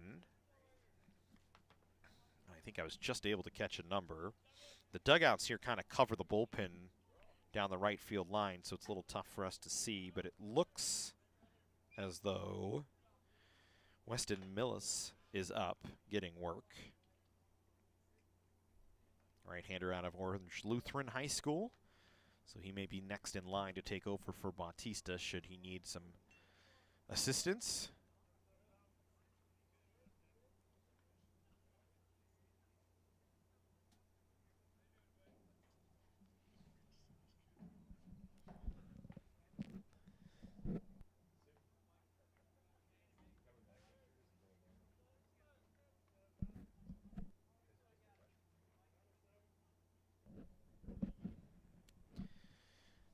So 2-2 count here to Mikey. His brother Doyle waiting on deck. Like to string together a couple of base runners here for the Cougars. Is that one called strike 3 on the inside corner? Mikey didn't like the call.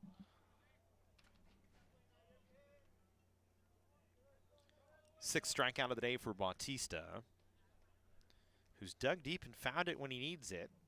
He gets Mikey Kane on a 2-2 breaking ball in the inner half. And it'll bring in Doyle Kane, who's 0 for 2 today.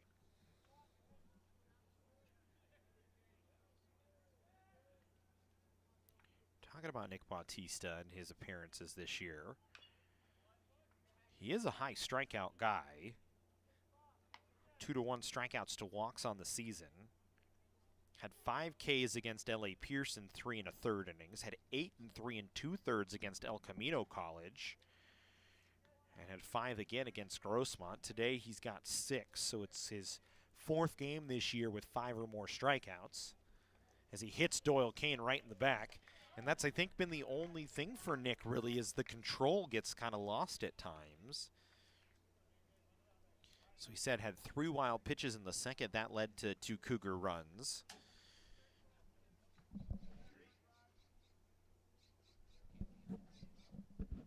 He's hit 3 guys today.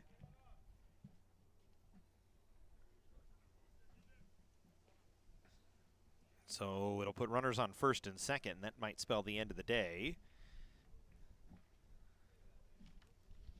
As it looks like Anthony Hunting popping his head out of the dugout. We'll make a pitching change. We'll have it for you in just a second as Bautista goes 4 1/3.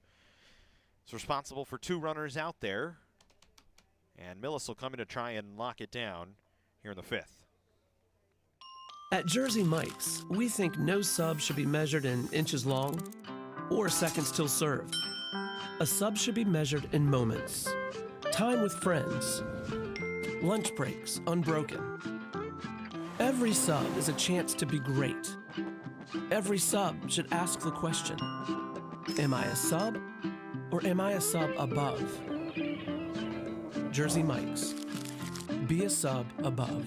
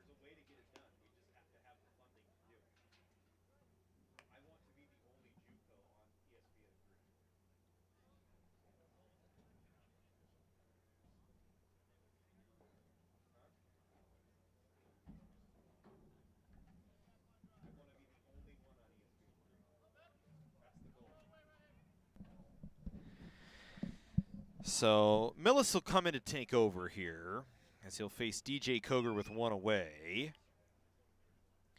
Weston this year an ERA of 11.05 in 7 1/3 innings, is 1-1 on the year. This will be his 6th appearance. Has given up 10 hits, 10 runs, 9 earned. He's walked 4 and struck out 6.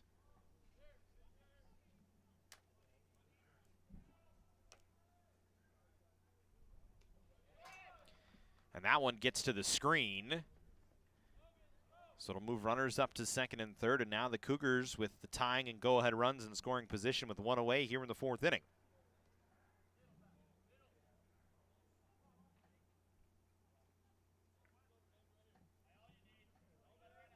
So those 2 runs out there, or 2 runners out there, would be charged to Bautista as they're inherited for him. So we can't quite close the book on him, but we do know he had 6 strikeouts in the ball game. Do know he walked 3 guys in the ball game. We just don't know the runs as that one misses, and it's a 2-0 count here to Cougar, who's got 1 hit today in 2 at-bats. Cougar this year 8 runs batted in on the season.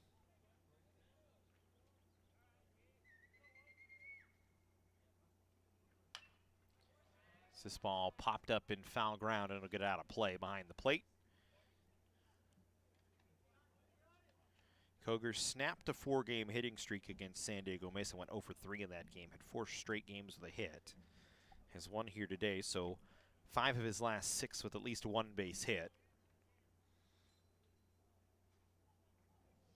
He had gone 0 for 9 before starting that 4-game hitting streak against Ventura. As that one hits him in the back. And it'll load the bases here in the 5th for the Cougars. So Millis starts as Bautista finished by hitting Cougar after Bautista hit Doyle Kane, and now Tafton Hensley, who's got a solo home run today, comes up with the bases loaded full of Cougars here in the 5th and just 1 away.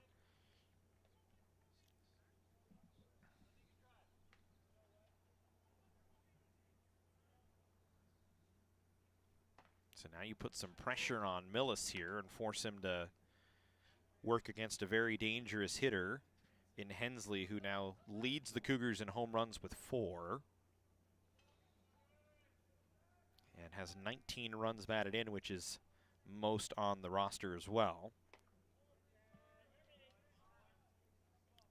For Hensley now 4 home runs. He started the game with 3, which was 21st best in the state, so he'll pop up just a little bit with his 4th. He's 12th in the state in runs batted in with 18, so you add 1 more and he's now probably moved up just a little bit. Chance to pick up a few more here as this one grounded through the hole into left field. That'll score 1 run. They're going to move everybody just 90 feet as they don't want to run themselves out of an inning, as a strong throw from Mascaro would have gotten Doyle Kane trying to score from second base. But the Cougars have tied the game at 4 on an RBI hit from Tafton Hensley, his 20th run batted in of the year.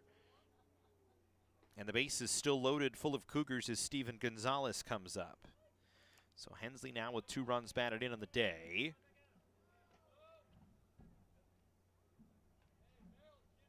Gonzalez will try and square one up and bring home another run. So the first pitch misses down.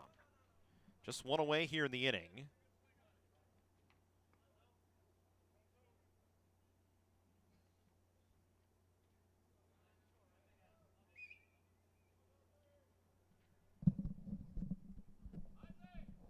Gonzalez 0 for 2 today, struck out and flew out. So that one nearly hits him.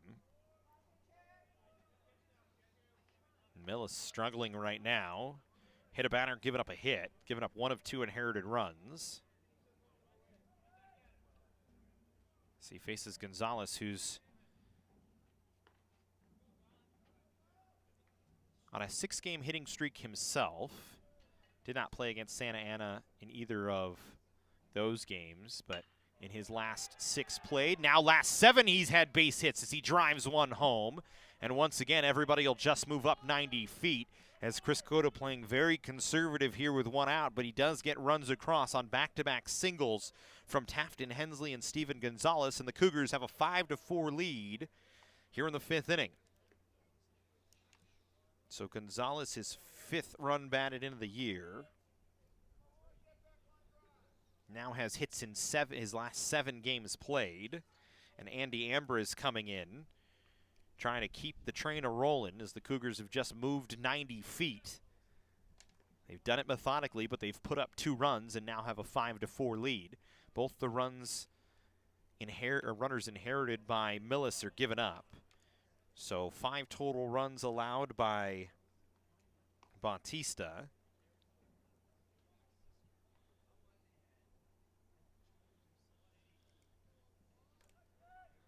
And Millis behind in the count here to Ambriz. 0-1. More action going on in the Cypress bullpen as Millis has not fooled anybody yet.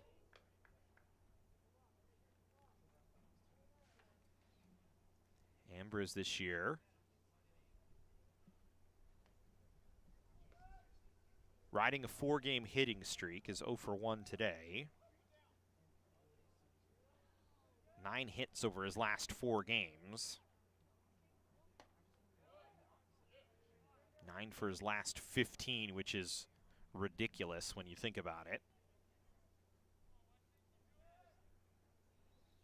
Talk about hitting 600 over his last 15 at-bats over the last 4 games. It's a pretty solid number, just a little bit. So he waits on the 2-1 pitch. Takes a strike on the outer half. I'm sure he was happy with it, but it's a strike nonetheless.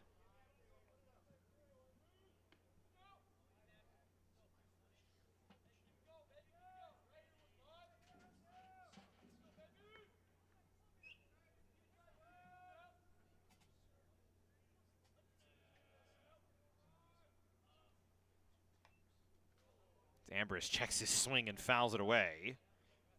Breathed a sigh of relief right there.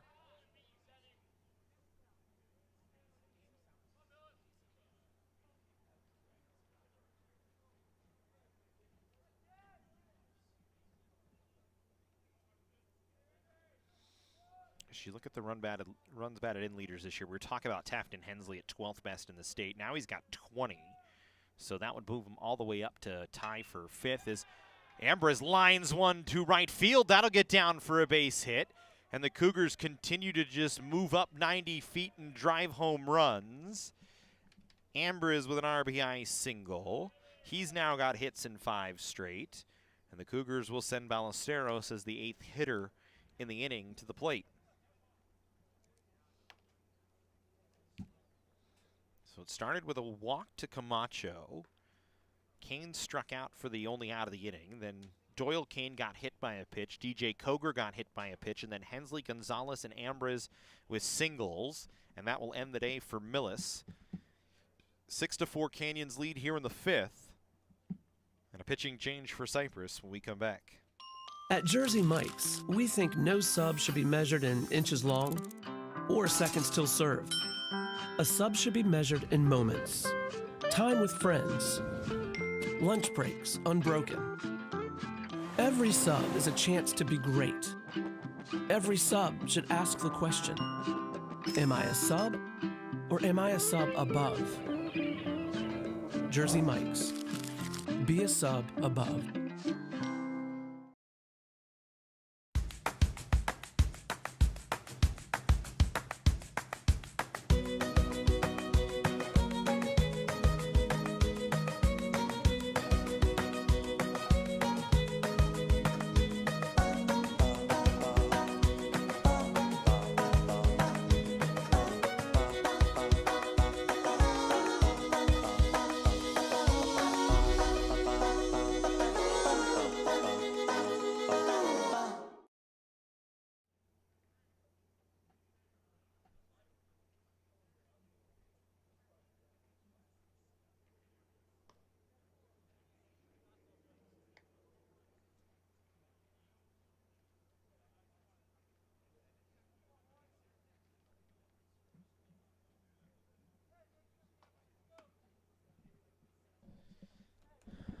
So Travis Lavender, the freshman right-hander out of Lancaster, California, went to Lancaster High School, will come in to take over. And he inherits 3 runners and will face Alex Ballesteros, who's 0 for 1 today with a walk. Lavender this year in 4 1/3 innings has given up 3 hits, 2 runs, struck out 4 and walked 3 on an ERA of 4.15 as he faces Ballesteros in the first pitch over on the inner half for a strike.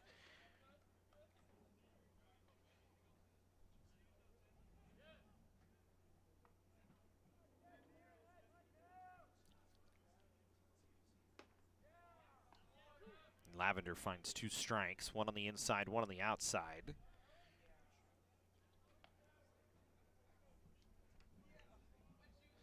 Ballesteros just 1 for his last 16. And a little bit of a slump right now, trying to break out of it, but he's down on 3 pitches.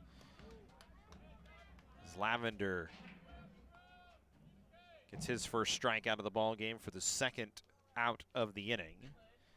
And the base is loaded for Jovan Camacho, who steps in.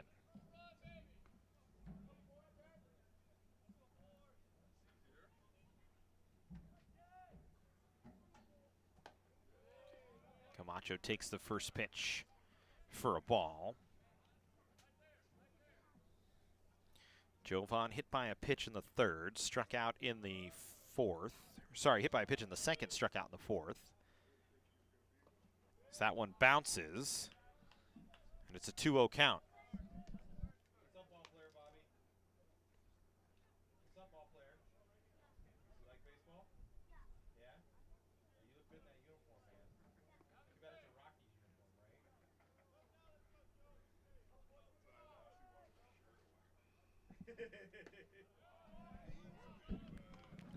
Camacho takes a strike, and it's 2-1.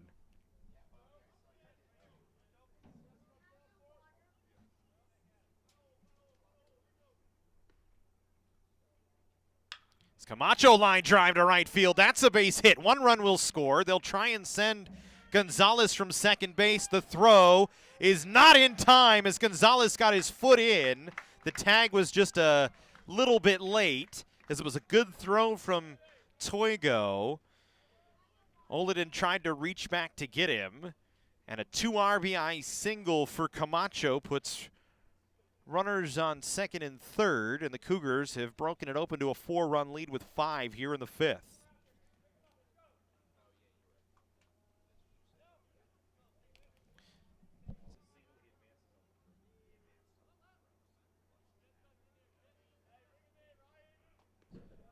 So a 2 RBI hit for Jovan Camacho, and now Ryan Camacho comes back to the plate, who started the inning off with a walk. So the Cougars bat around here in the 5th.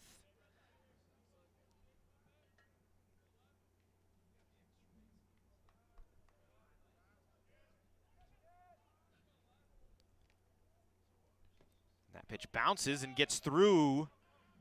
Hold it in, but Ambra is going to stay put. No sense running yourself out of an inning that's already a big one with 5 on the board for the Cougars. They have an 8-4 lead, trying to extend it further here.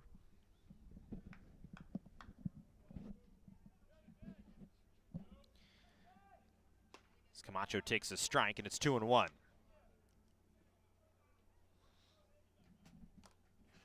So for Jovan, just his 3rd and 4th runs batted in of the year, but it comes in a good spot with the bases loaded. Now Ryan trying to follow suit. Takes a called strike on the outer half, and the count 2-2. Ryan's certainly not a guy, though, that even though he strikes out a lot, certainly not afraid to hit with 2 strikes. So we talked about for Ryan this year, the strikeout number is a little bit high. That's been the only knock on him this year, really, as he's been pretty solid at the plate. 18 strikeouts this season. Doesn't chase a breaking ball away, and the count now full.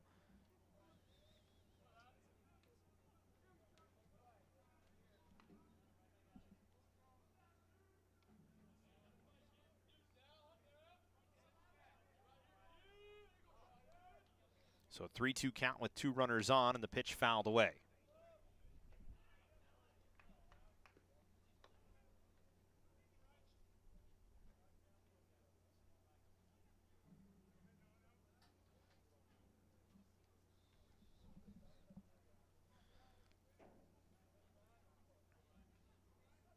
So talked about Ryan riding a 4-game hitting streak, trying to make it 5. This is a chopper towards short. Going to be a tough play for Rodriguez. A big hop, and Camacho has an infield hit, and 2 runs come home. As running hard from second base was Jovan Camacho, flashing the speed, and it's a 2-run infield single for Ryan Camacho.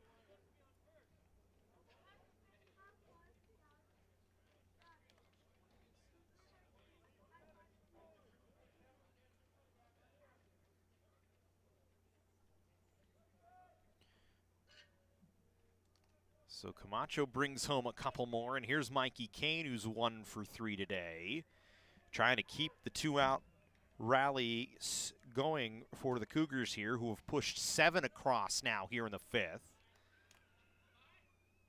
It's one of the best innings of the year for College of the Canyons. As Kane hits this one in the air towards right, in shallow right field, that's going to be trouble. Coming over and able to make the catch is Halkopin. Got it in the palm of his glove, so Kane retired for the 2nd time in the 5th. But the Cougars get 7. They lead 10-4 as we head to the 6th inning here from Cougar Field. Our sports medicine program here at College of the Canyons is meant to introduce students who are interested in some type of career in sports medicine. Most of my students are interested in careers as an athletic trainer, physical therapist, or orthopedic surgeon. So when they're done with our program, they will have their Associates of Science. Do you love sports? And do you take satisfaction from seeing someone go from injury all the way back to the sport that they love? Then this is a program you should definitely consider.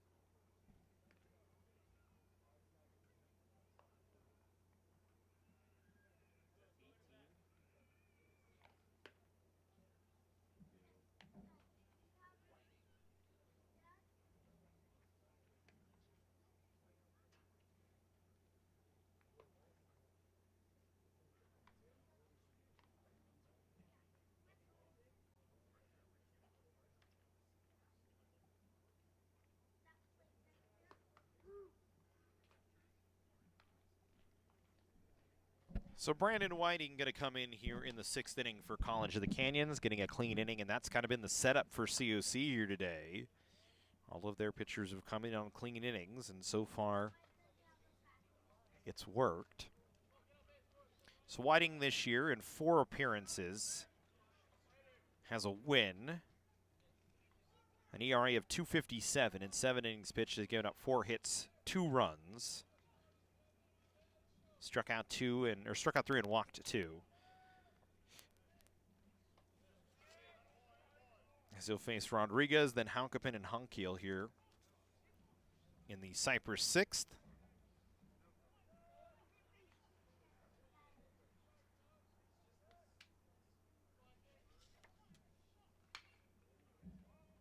This one hit in the air towards center field, but Jovan Camacho camped there, will make the catch.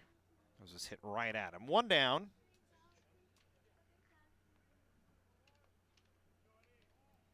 One down here in the 6th inning.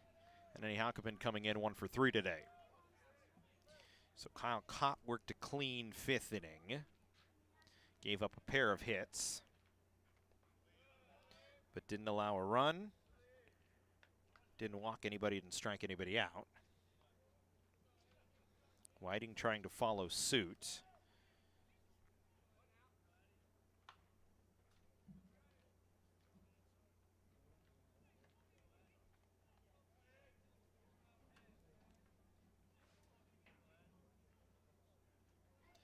For Cypress, Millis gives up 5 runs.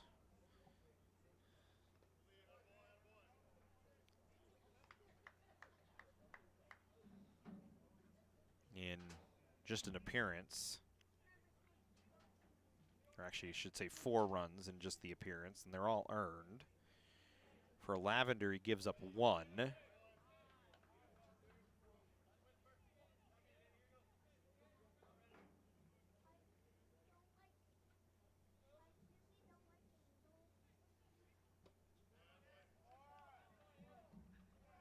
And actually, Lavender may come back out there. So Lavender gives up 1 of the inherited runner, both of the inherited runners he picked up.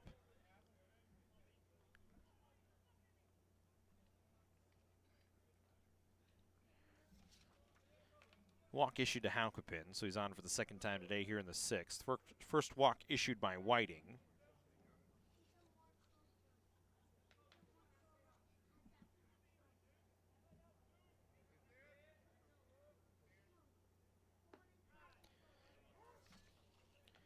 First pitch to Hunkiel over for a strike. Luke today 1 for 2. Singled, walked, flew out to right. And was cut down at 2nd to end the 1st. This ball hit in the air towards center field. Camacho initially coming in has to drift back about 6 steps and will make the catch. 2 down here in the 6th. Pair of flyouts to center field. And Nick Mascaro coming in.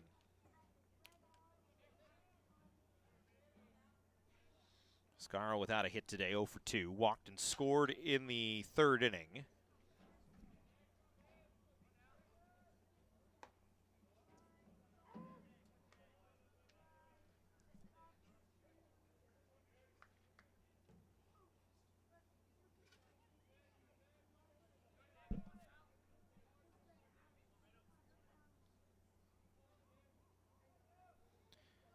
Mascaro trying to extend a 4-game hitting streak to 5.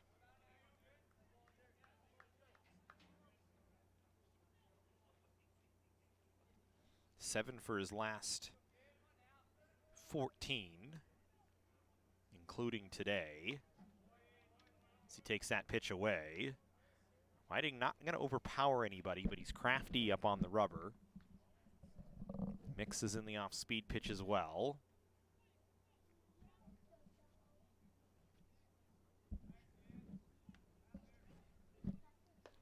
As he gets Mascaro on strikes, and that'll end the inning. So Whiting with his strikeout works a clean 6th inning. Canyons with a 10-4 lead as we head to the home half of the 6th here from Cougar Field, sorry. Our sports medicine program here at College of the Canyons is meant to introduce students who are interested in some type of career in sports medicine. Most of my students are interested in careers as an athletic trainer, physical therapist, or orthopedic surgeon. So when they're done with our program, they will have their Associates of Science. Do you love sports? And do you take satisfaction from seeing someone go from injury all the way back to the sport that they love? Then this is a program you should definitely consider.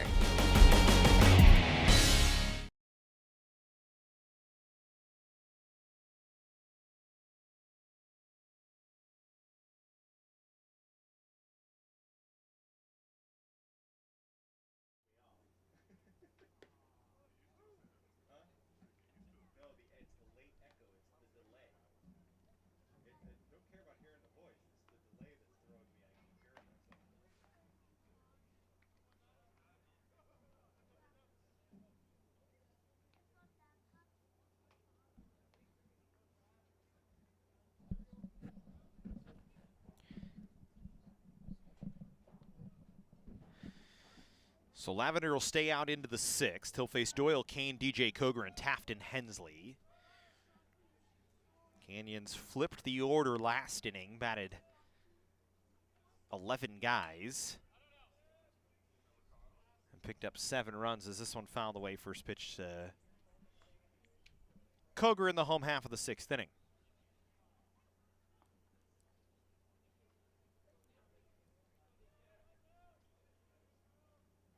Kane today 0 for 2 as he hits that one in the air towards right field. Toigo drifting over will make the catch, so Doyle just having a rough one today at the plate, unable to find a hit. One away here in the 6th. DJ Cougar coming up, 1 for 2. Scored twice, was hit by a pitch in the 5th, came around to score.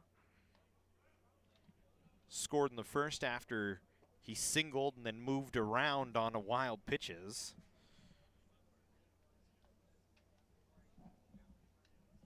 As he faces Lavender here in the 6th inning. Canyons with more work in the bullpen going on, so I wonder if they'll continue to go with clean innings.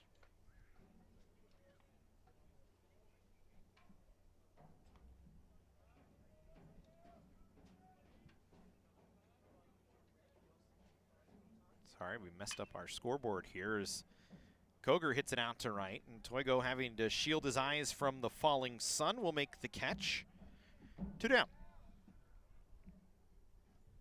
So that's one of the aspects here at Cougar Field that starts to take a role here at a 2 o'clock start time, especially in March, February and March. The sun starts to fall a little bit more.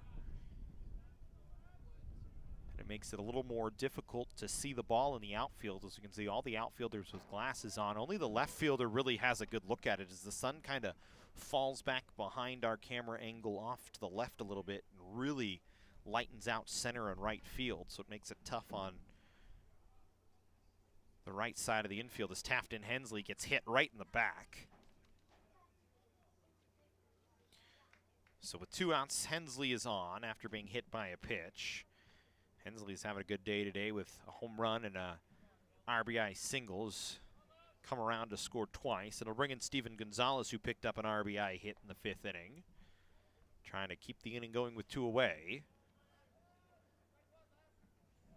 Not sure if that's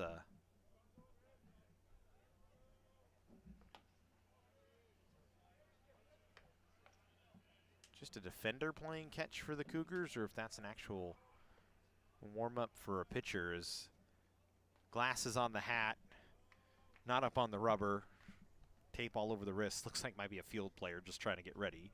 Hensley in motion. Gonzalez chops it foul, and the 1-1 count.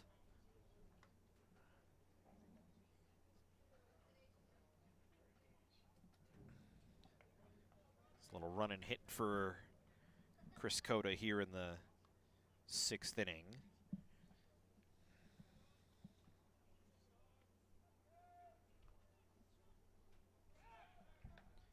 Now they'll check on Hensley.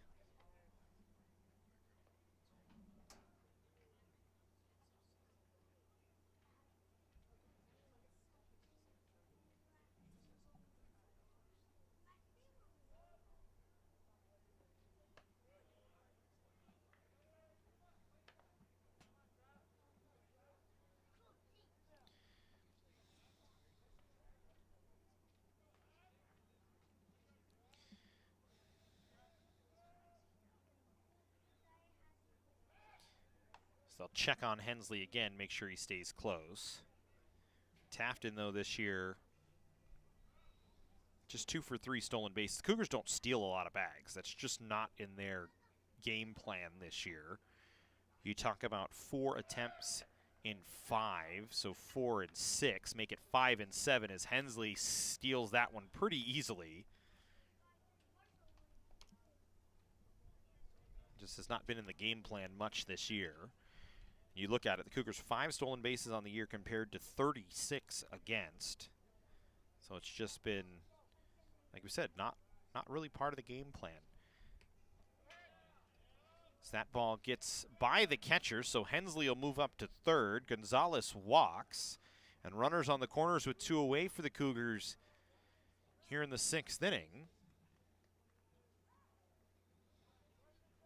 After Lavender got Kane and Cougar both to fly to right field, hits Hensley in the back, then walks Gonzalez on 5 pitches, and now faces Andy Ambrose, who's 1 for 2 with an RBI single back in the 5th. That 7-run 5th inning for College of the Canyons this game is their 2nd best inning of the season. They put up 8 against Ventura, did the same against San Diego Mesa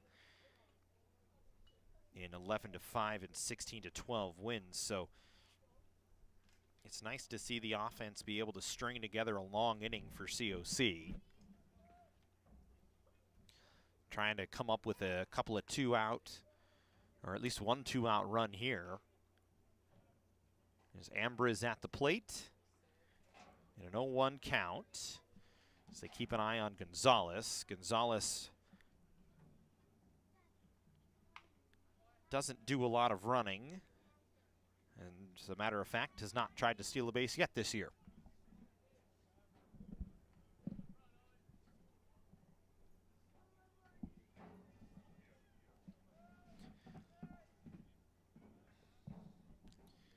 It's an 0-2 pitch to Ambrose. Lavender up on the rubber, set near the chest. Gonzalez stays put, and Ambrose fights it away off to the right, and we'll do it again.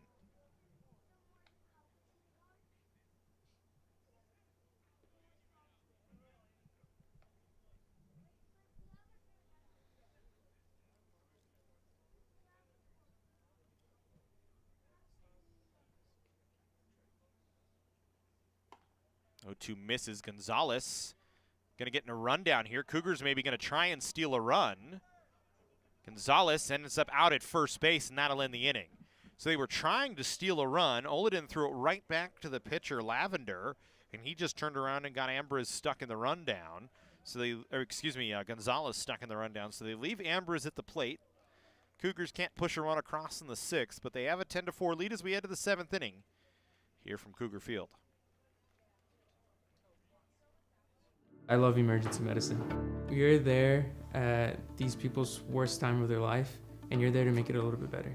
The EMT program at COC is a 1-semester program. Over the course of it, the EMT students will learn the textbook knowledge they need, practical hands-on skills that they're going to need working out on an ambulance or in a hospital or whatever setting they decide to work. People are constantly hiring. There's always a need for first responders. When I graduated from this program, I got a job within a month. At Jersey Mike's, we think no sub should be measured in inches long or seconds till served. A sub should be measured in moments, time with friends, lunch breaks unbroken. Every sub is a chance to be great. Every sub should ask the question, am I a sub or am I a sub above? Jersey Mike's, be a sub above.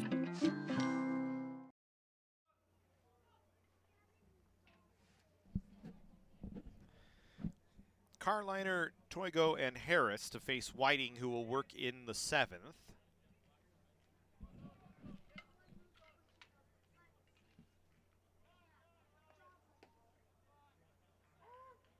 First pitch from Whiting over for a strike.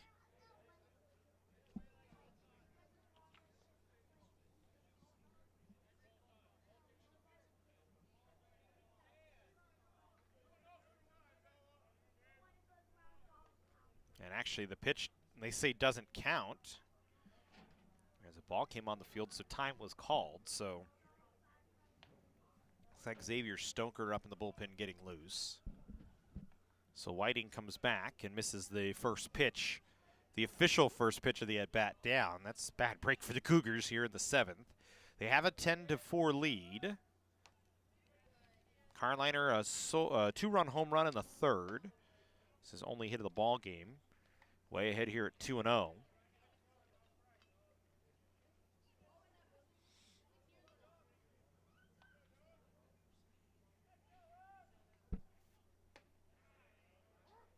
Whiting finds a strike there on a pitch on the inner half.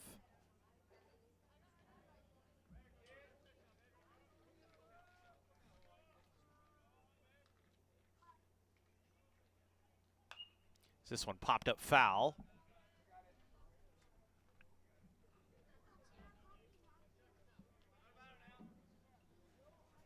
So it makes it a 2-2 count.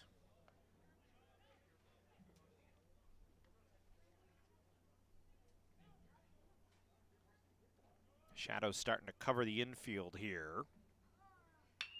This one hit hard on the ground through the 5-6 hole for a base hit. So the leadoff runner aboard for Cypress in the 7th as Carliner has his second hit of the ball game. And Dean Toigo, who's got 2 hits in 2 at-bats, coming up, has a double and a bunt single.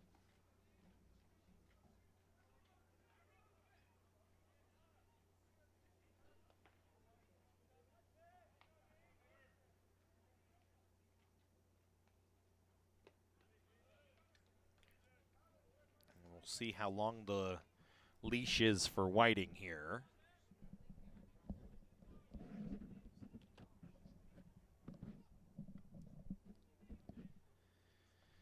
So he works with a runner on now here in the 7th inning. A speed pitch over for a strike. The count 1-1.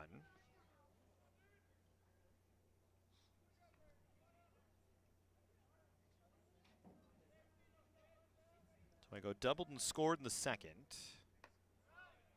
Takes an off-speed pitch for a strike. Bunted for a single, but was stranded in the 5th. Facing Whiting for the first time today. Carliner at first.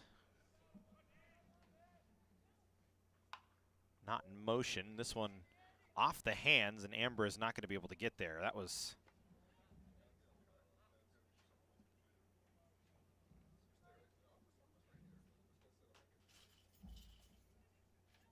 almost dangerous. Had it been maybe fair, as it would have been over the head of Ambriz. And strike 3 called. Good pitch from Whiting that time. Fools Toigo, who was looking for something else, and Whiting came with something right over the middle of the plate. Second strikeout of the day for Whiting. One away here in the 7th inning. Brendan Harris, who's 2 for 3 today, coming up.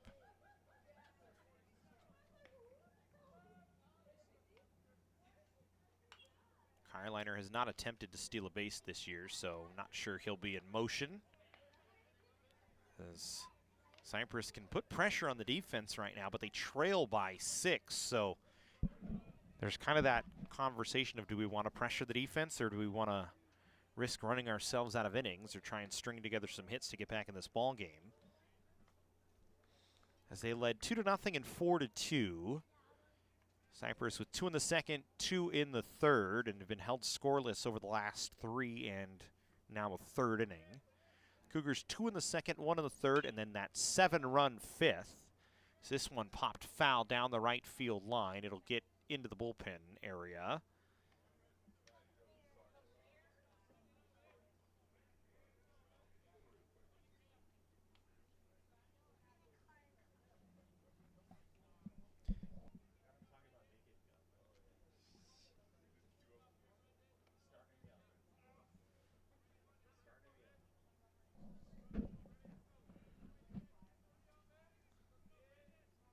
So 1-2 pitch here. Hit right into the dugout.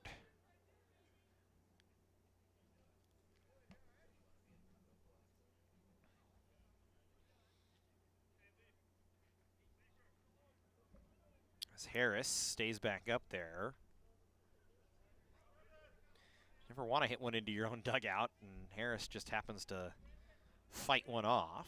I guess you'll take it if you're the Cypress dugout, as it's 1-2. Whiting comes, and Harris fouls it away off to the right. Looked like he was out in front of that one. One of the Cypress boys down the line in the bullpen hopped the fence to go get the ball. It hit a tree and came back into the field of play, and the look on his face was so much dejection. Just, oh, darn. Them's the breaks in baseballs. That's a good pitch from Whiting on the outside that just doesn't get the call. And so the count 2-2. See somebody with a body blade down there in the Cypress bullpen getting loose, so maybe the next guy getting ready to go. Is this one line just past a diving Mikey Kane for a base hit out into left field. Carliner had to hold on the line drive. It was maybe 6 inches out of the reach of the outstretched glove of Mikey Kane. So a hit for Brendan Harris.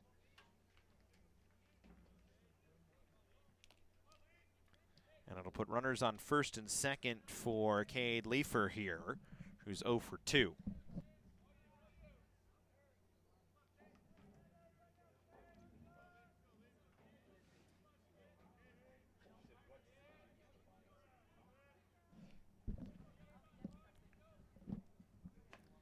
Whiting's pitch to Leifer misses away.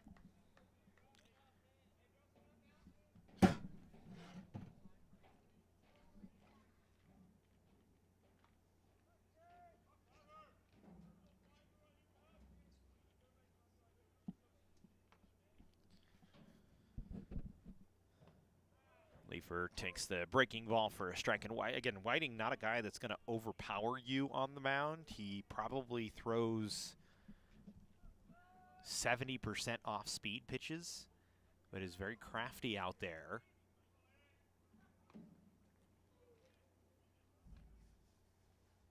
As he comes with a breaking ball, and it gets past Ballesteros out into right field for a base hit. But once again, Carliner forced to hold as it was a line drive. And so back-to-back hits for Harris and Leifer on line drives that just get past the Cougar infielders. And the base is now loaded, and there comes Chris Cota popping his head out of the dugout, and that might be the end for Brandon Whiting.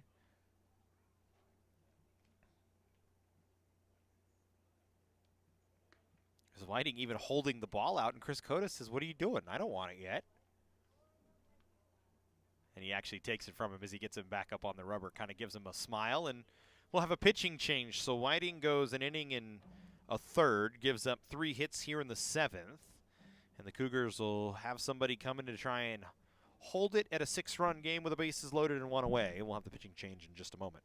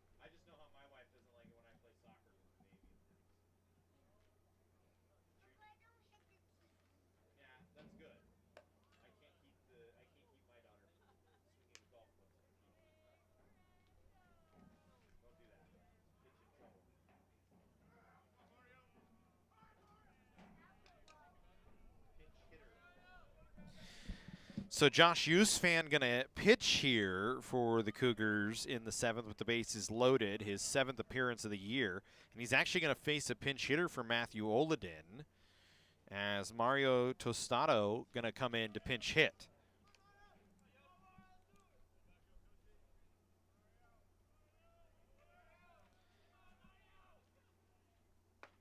Tostado first pitch swinging, misses. Tostado this year 243, 9 for 37. Has a couple of home runs and 11 runs batted in.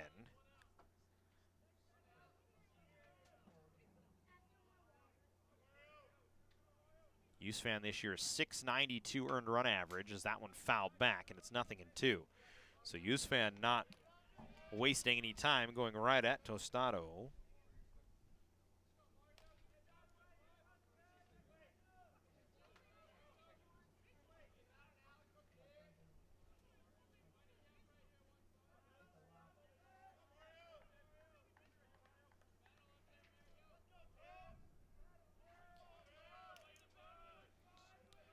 A big pitch upcoming here. Usfan goes with the breaking ball away. As Tostado, as we said, 9 for 37, 2 home runs, and has a double.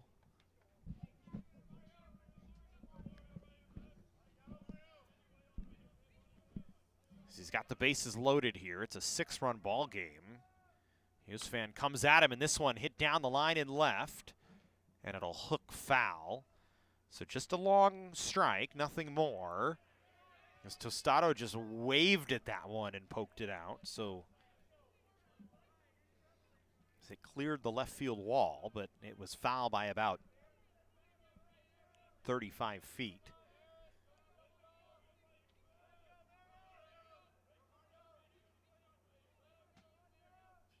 It's the 1-2 fouled straight back.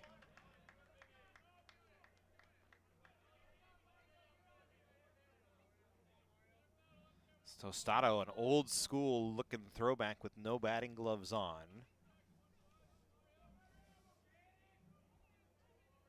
No tape on the hands, no tape on the wrists, just up there ready to hit. Even rubs some dirt on his hands before the pitch. That one down in the dirt, and he takes it. Usfan trying to change the level and get him to chase, could not. Cougar did a good job to keep that one in front. So we look for Usfan this year, as we should do. We normally do, but we missed it because of the bases loaded. Josh has yet to lose one to the screen this year.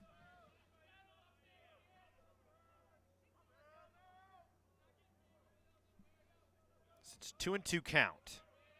Bases loaded, one away here in the 7th inning. So this one fouled away, and the battle continues.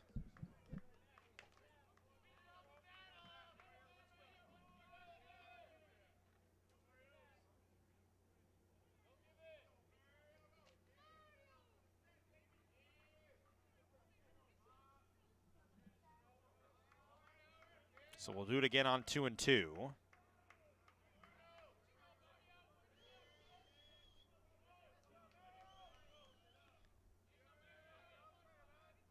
Usfan comes. This one hopper to Mikey Kane, to second base for 1, to first, and the double play completed. Usfan gets a 6-4-3 inning-ending double play. Cypress leaves the bases loaded, and the Cougars still with a 6-run lead as we head to stretch time here from Cougar Field.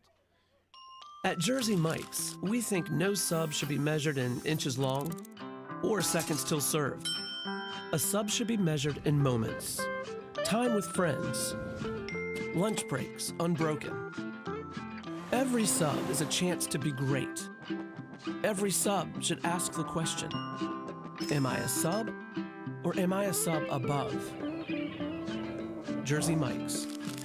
Be a sub above.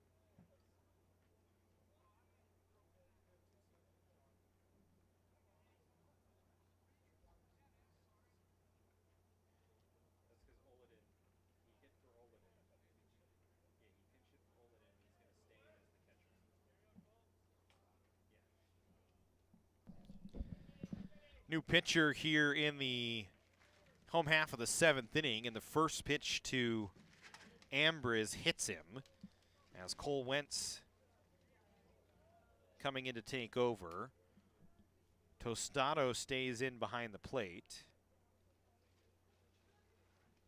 after pinch hitting for Oladin in the 7th. And the leadoff runner aboard here for the Cougars on one pitch.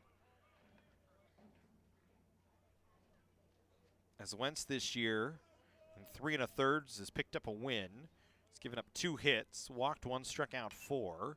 One of those 2 hits was a double as he gets this one off the bat of Ballesteros.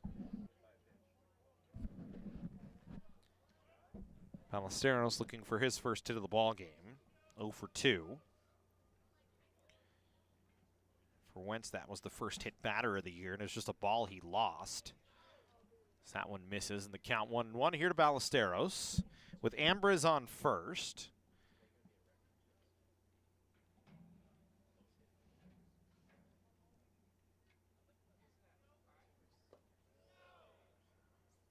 Ambriz has not tried to steal a base yet this year.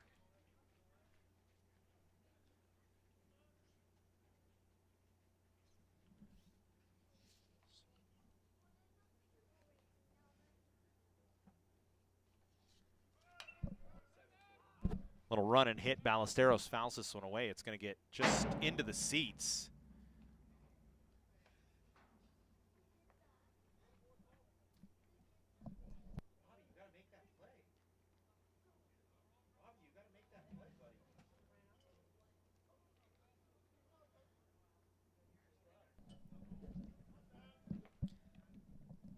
It's 2-2 here to Ballesteros. And called strike 3 on the outside corner. First strikeout of the day for Wentz, 1 away.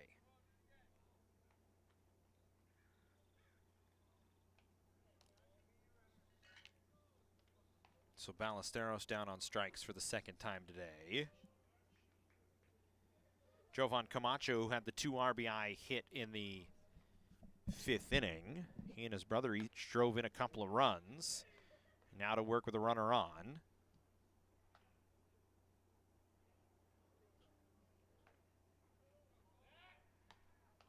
So check on Ambriz.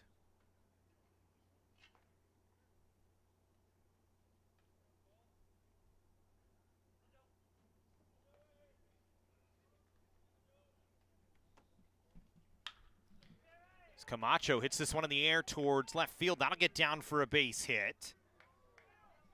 Ambriz headed to third. Jovan going to try and get into second, and he's out clearly at second base. Trying to pick up an extra. Moves Ambriz up to third with 2 away.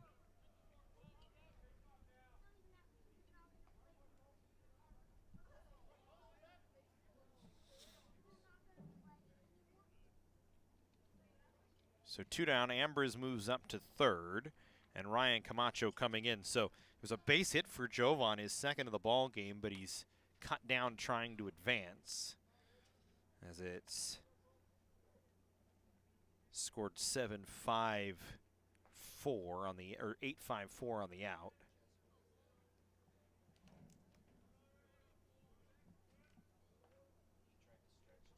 And then Ryan Camacho gets hit by a pitch. Second time in the inning that Wentz has hit somebody.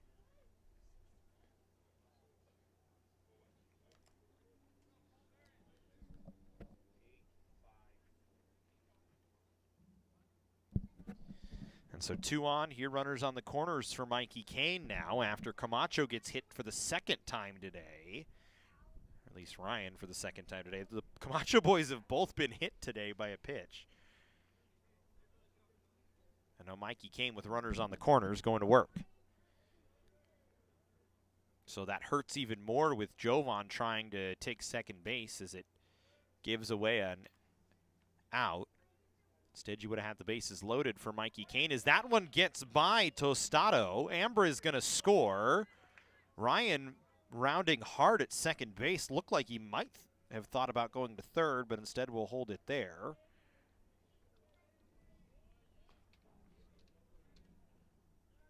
And with 2 outs, the Cougars push another run across on a pitch that gets by the catcher Tostado.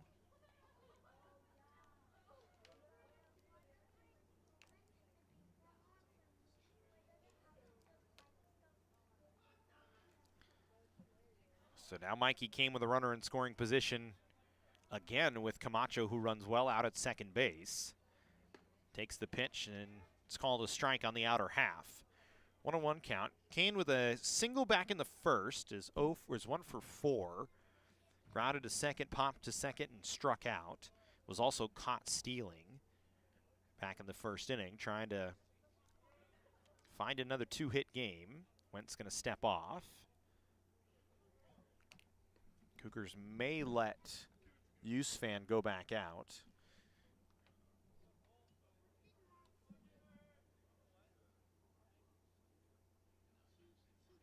As that pitch misses away.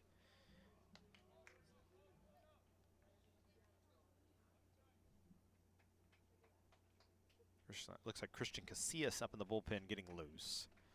It's 2-1 to Mikey Kane. Hitters count here. Chance for Mikey to go to work. Looking one spot, pitch to drive. As Wentz delivers, and that one, certainly one he can drive. Hit out in the air to left field, drifting back and able to make the catch was Mascaro. He takes away extra bases from Mikey Kane, who hit it hard, but just not hard enough.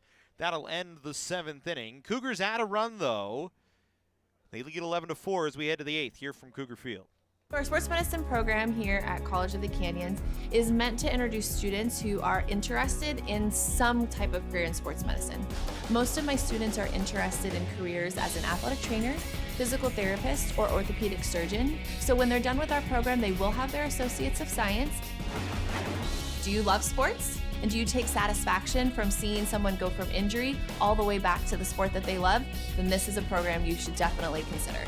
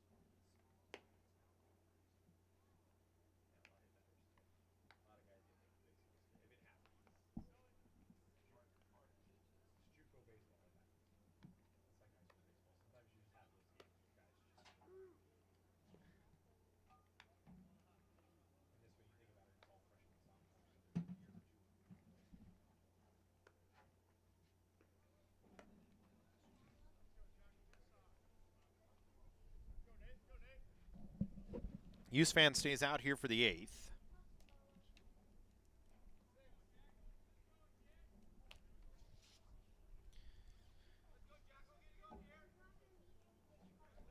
Pinch hitter for Isaac Rodriguez here in the 8th inning. As Nathan Jackal going to hit. 6.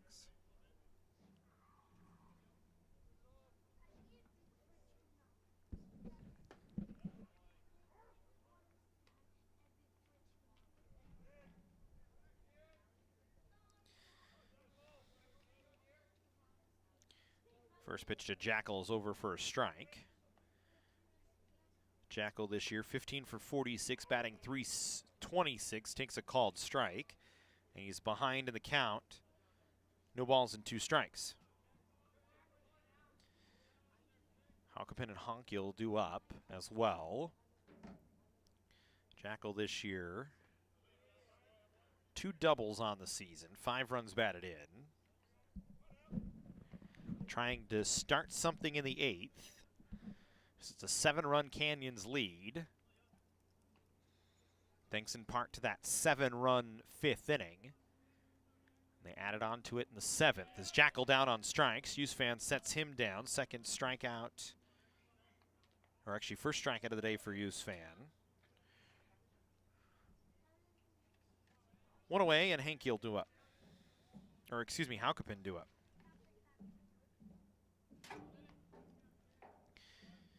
Eddie 1 for 3. Singleton was caught stealing in the first. Takes that pitch down. Ball actually got into his feet, and he didn't know it.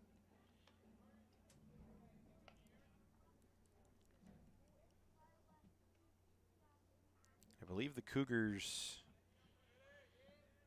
No, actually, it's still DJ Cougar behind the plate. I thought it was a different number, but it's actually DJ still behind the plate. Is this one fouled away? So the count now 1-1.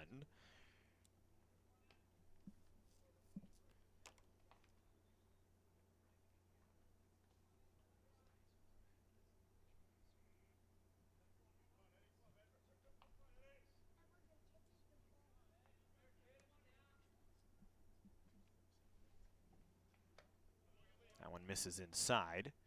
2-1 count here to Halkopin. Remember, a big game on Thursday here on the Cougar Sports Network.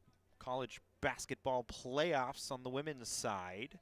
Orange Coast College coming to the Cougar cage to take on the women of College of the Canyons. As this one fouled off to the right and will just get out of play. Doyle Kane trying to give chase, couldn't get to it.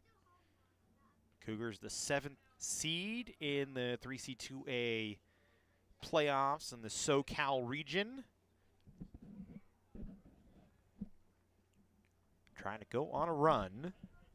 We'll have it for you. 7 o'clock start time on Thursday. We might be with you a few minutes early here on the Cougar Sports Network, but if not, we'll be with you right at 7 for the opening tip. As that pitch to Halkopin misses up and in the count 3-2. Looks like Xavier Stoker out in the bullpen getting loose once again. So it's been up a couple of times. Out there again, getting ready to try and finish it out. Should USFan not be able to keep things where they're at. As that one fouled away, so the count 3-2. And this weekend we've got softball back on the schedule. I believe our final doubleheader of this early part of the year against Santiago Canyon, as that one hit past Ballesteros out into center field. So Halkopin with a single here in the 8th with one away. And Honkiel will step up, who's 1 for 3 today. Yep, big matchup this weekend. Actually, it's not our final doubleheader. There's actually one against Santiago Canyon on the 26th, but this weekend softball against Riverside. That'll be a pretty big matchup, a doubleheader here on the Cougar Sports Network. Starting at noon on Saturday. You can check cocathletics.com for a full schedule for all your favorite Cougars athletics teams. And make sure you follow along on social media as well. COC Athletics on Instagram, Twitter, and Facebook. It's a check swing chopper foul. Might have been a double play ball as Honkiel wasn't moving. And Halkopin wasn't really moving very fast either. Amber has actually slung it over to Ballesteros at second, but the home plate umpire calls it a foul ball, brings Henkiel back.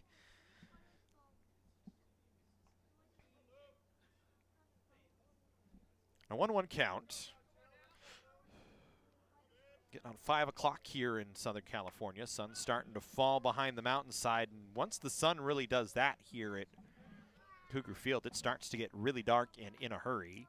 We've had a few games called due to darkness. I don't think we'll get there with this one unless Cypress can put together a big inning, as we are in the 8th with one away and a 1-2 count to Honkiel here.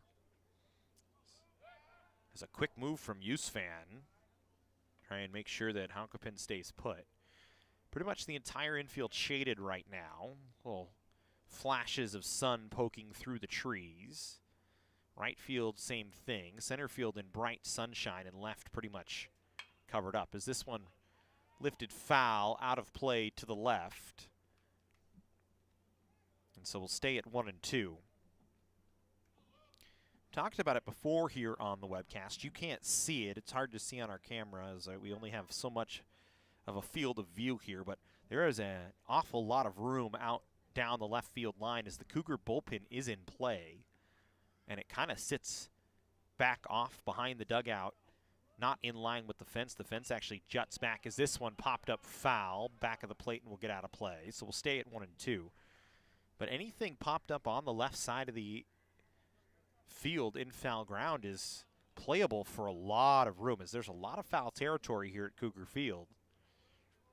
Bullpens are in play on both sides, and so a lot of room to operate. We've seen some long chase down attempts from the left fielders on foul balls out behind the bullpen. So certainly you can't give up on anything. So we wait on the 1-2 pitch to Honkiel here. Yusfan delivers a breaking ball that's ripped foul up the first base line and will stay at 1-2. So a battle here, Honkiel and Yusfan. Yusfan battled with Mario Tostado with the bases loaded in the 7th, got him to ground into an inning-ending double play. Would certainly take the same thing here, as it's a 1-2 pitch. Honkiel fouled straight back. Who will blink first?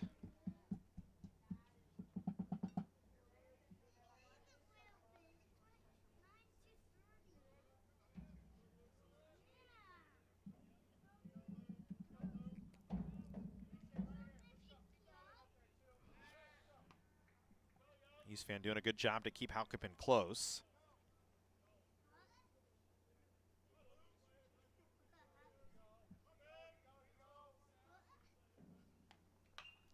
This one popped up back at the plate. Will get out of play.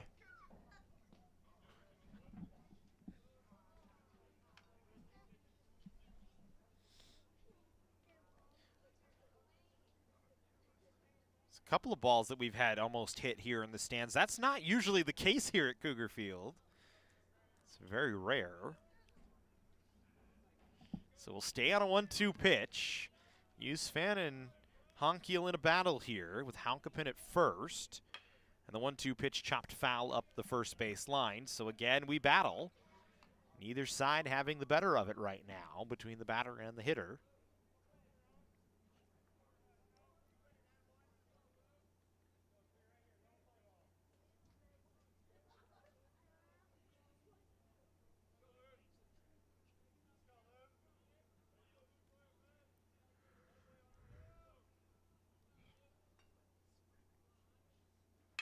This one hit on the ground, out into right field for a base hit. Halkapin going to stay at second base. So back-to-back one-out hits here in the 8th inning. And Mascaro, who's 0 for 3, walked and scored in the 3rd. Struck out twice and popped out to left field. Coming in.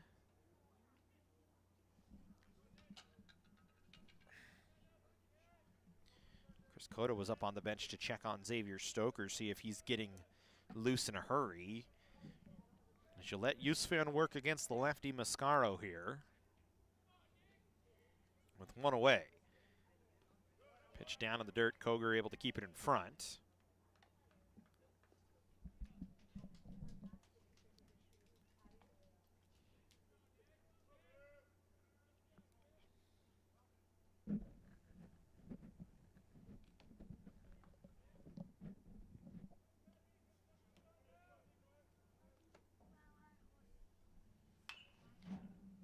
The 0-1 pitch chopped foul.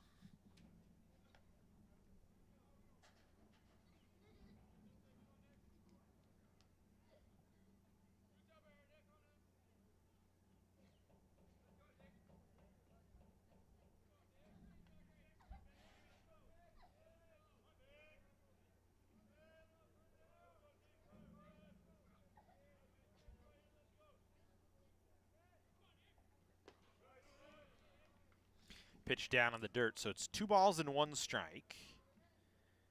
Yusfan got Jackal on strikes. Gave up a hit to Halkapin, a hit to Honkiel.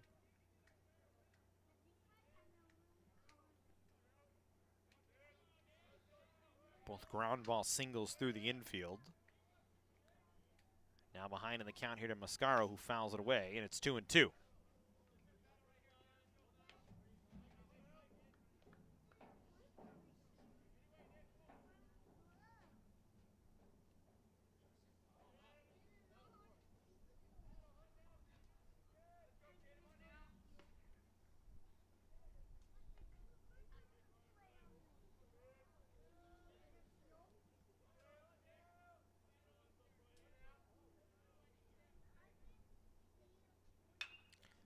Ball lifted in the air towards center field. Camacho, with no tag, will drift over and make the catch. Second out of the inning. It's a good pitch from Yusfan, and Mascaro now 0 for 4 in the ball game. A couple of pop-outs, a couple of strikeouts. Chris Cotto pops his head out of the dugout. And that looks like it's going to be the end of the day for Yusfan, who goes and gets a 6-4-3 inning-ending double play with the bases loaded in the 7th. Gets 2 outs here in the 8th. So he goes an inning and a third. He leaves with 2 runners on. And Xavier Stoker will come in and try and get the final 4 outs for the Cougars as they have a 7-run lead, 11-4, here in the 8th inning from Cougar Field. Our sports medicine program here at College of the Canyons is meant to introduce students who are interested in some type of career in sports medicine. Most of my students are interested in careers as an athletic trainer, physical therapist, or orthopedic surgeon. So when they're done with our program, they will have their Associates of Science. Do you love sports? And do you take satisfaction from seeing someone go from injury all the way back to the sport that they love? Then this is a program you should definitely consider.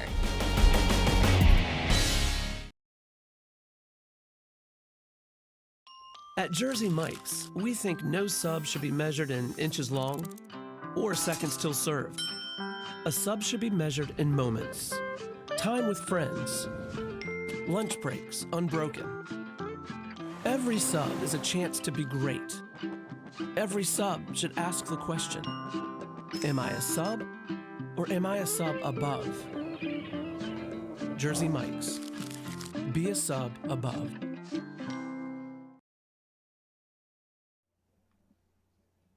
So Xavier Stoker going to be pressed into service to try and get the final 4 outs. It'll be his 10th appearance of the year. He's gone 12 innings, given up 15 runs, just 10 of them earned. 13 strikeouts, 7 walks.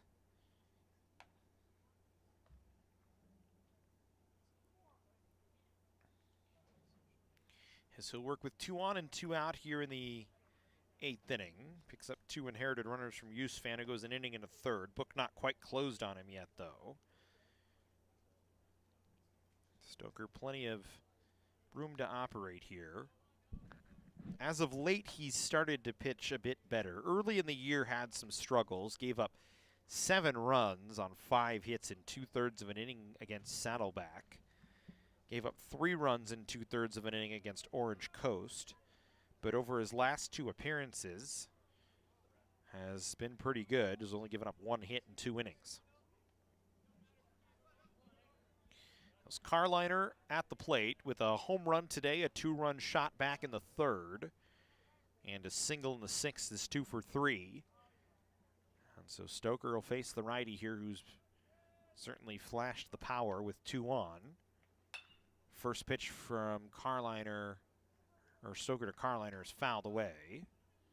That's a big rip from the big man Noah Carliner, the first baseman. Certainly not holding back. Can't tie the game with 1 swing, but you can certainly make it more interesting should you be able to do some damage right here. 2 away in the 8th as Carliner swings and misses. Good little late movement on that one from Stoker. And he has 2 strikes on Carliner here with 2 down and 2 on. 11-4 in favor of Canyons, a 7-run lead.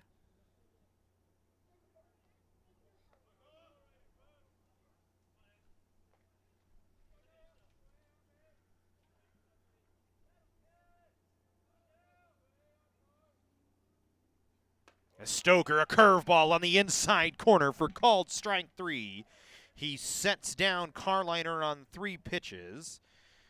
And Cypress blank in the 8th again, leave 2 runners aboard. We head to the home half of the 8th inning, still 11-4 COC. I love emergency medicine. You're there at these people's worst time of their life, and you're there to make it a little bit better. The EMT program at COC is a 1-semester program. Over the course of it, the EMT students will learn the textbook knowledge they need, practical hands-on skills that they're going to need working out on an ambulance or in a hospital or whatever setting they decide to work. People are constantly hiring. There's always a need for first responders. When I graduated from this program, I got a job within a month.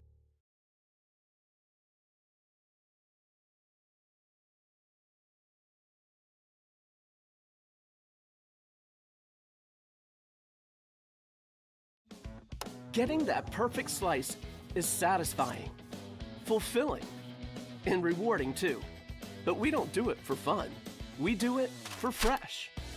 Slice to order makes a sub above.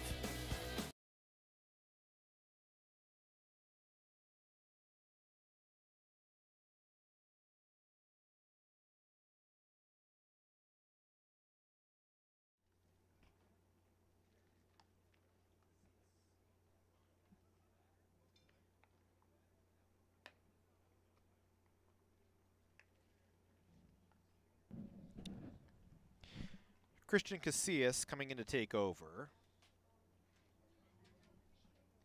for Cole Wentz, who worked the entire 7th.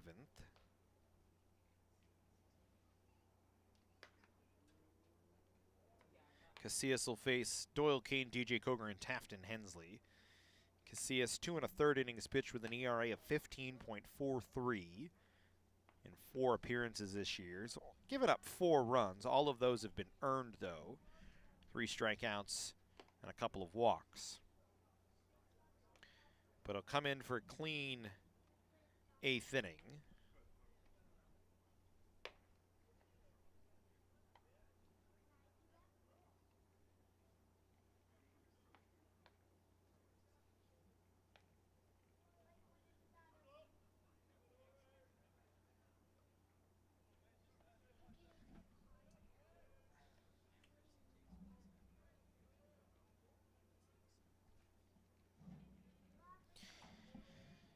Doyle Kane 0 for 3 today.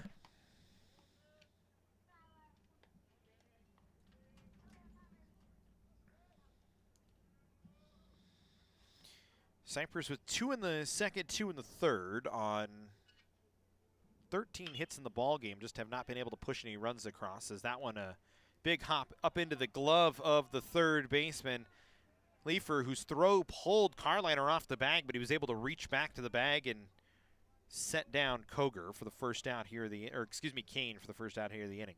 As we said for Cypress, 13 hits in the ball game.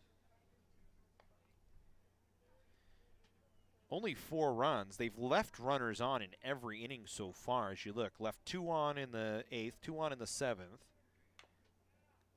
They've left 12 runners on base so far.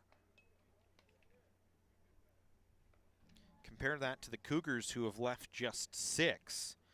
And the efficiency for COC has been there. Now, granted, COC 11 runs on 9 hits. But they've gotten it done, been helped out by some hit-by pitches. Is on one big hop, Cougar retired by the third baseman, Leifer. 2 quick outs, and Tafton Hensley, who has a solo home run and an RBI single coming up.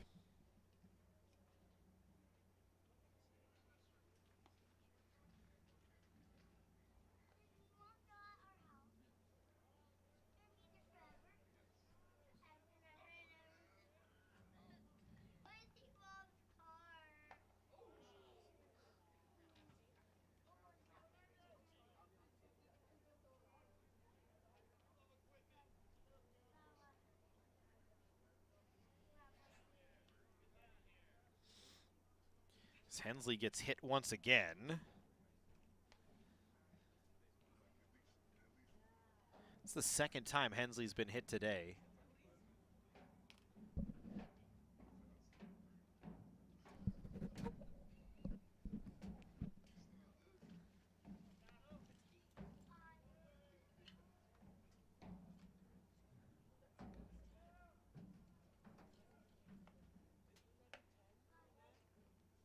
Well,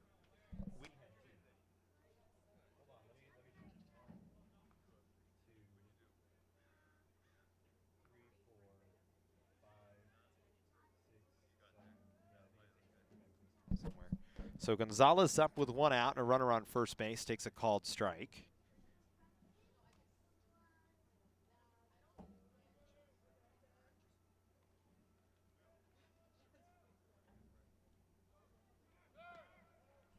Hensley in motion, trying to swipe second base for the second time today, and he does. So Hensley, who hadn't had a stolen base before today, has 2.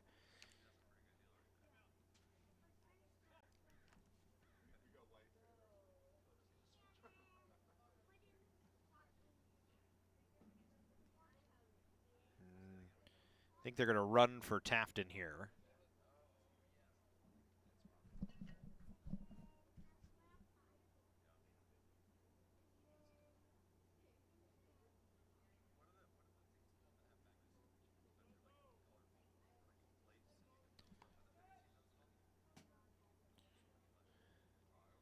So the pinch runner out at second base for Canyons with Gonzalez at the plate is Grant Hall.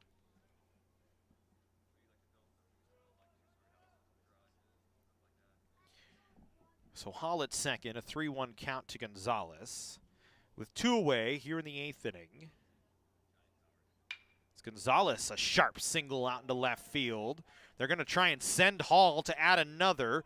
Throw to the plate is going to be cut off, so Hall scores. Cougars add 1 more, make it a 12-4 ball game. On an RBI single from Gonzalez with 2 away here in the 8th inning.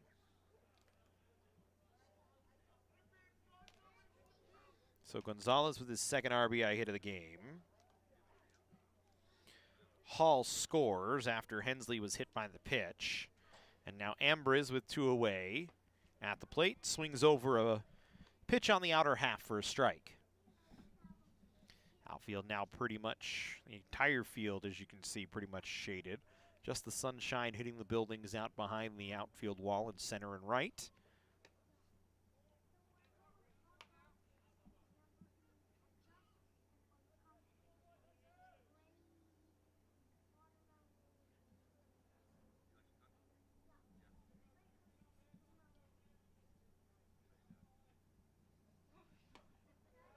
That one over for a strike.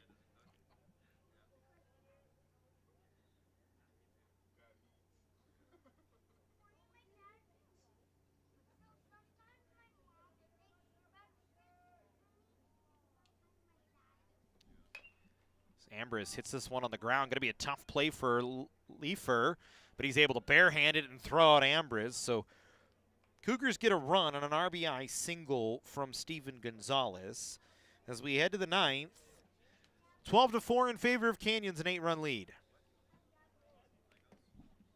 Our sports medicine program here at College of the Canyons is meant to introduce students who are interested in some type of career in sports medicine. Most of my students are interested in careers as an athletic trainer, physical therapist, or orthopedic surgeon. So when they're done with our program, they will have their Associates of Science. Do you love sports? And do you take satisfaction from seeing someone go from injury all the way back to the sport that they love? Then this is a program you should definitely consider.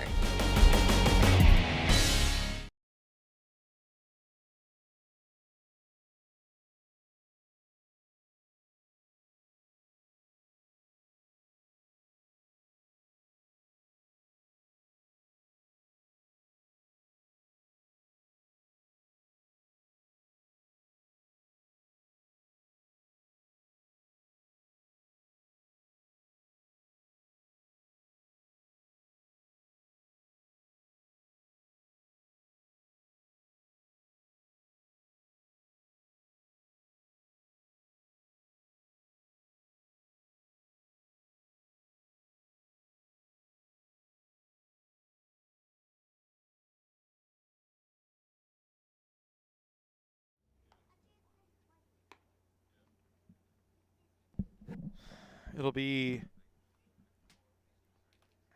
Torigo, Harris, and Leifer here, the scheduled hitters. Hall will play out in left field now as he took over for Hensley at second base. As Stoker going to try and come in and get the final 4 outs of the ball game. Got 1. Needs to get the final 3. Cougars with an 8-run lead. So plenty of room to operate for Canyons here. Stoker throws a 54-footer on the first pitch.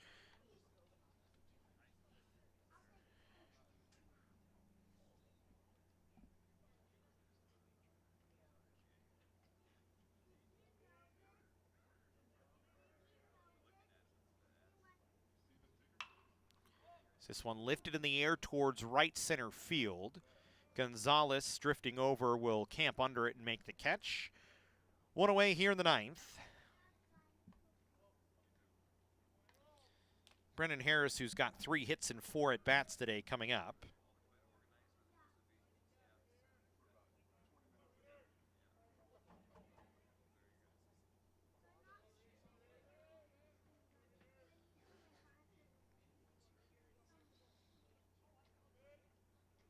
Harris now 10 hits on the season and 26 at-bats, so the average ticking up.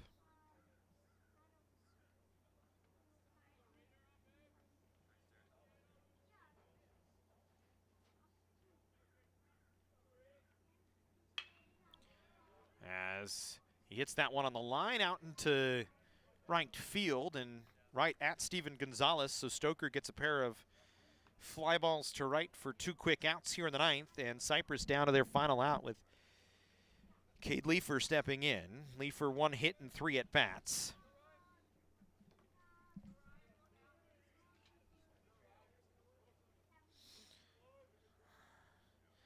So at this point, is that one hit hard to left field, and that ball almost out to the softball field, a solo home run here in the 9th inning for Leifer.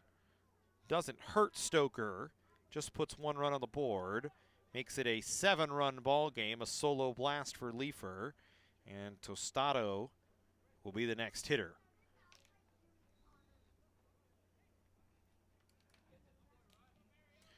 One went out on the grassy area just short of the softball field, so that's quite the shot.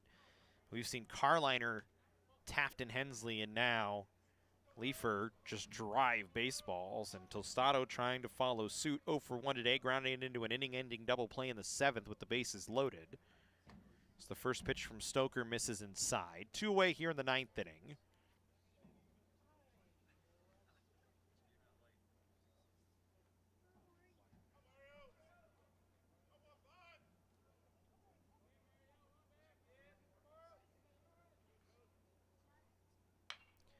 So this one popped up.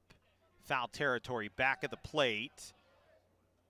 It's going to get onto the dugout, and Cougar nearly lost it on the concrete.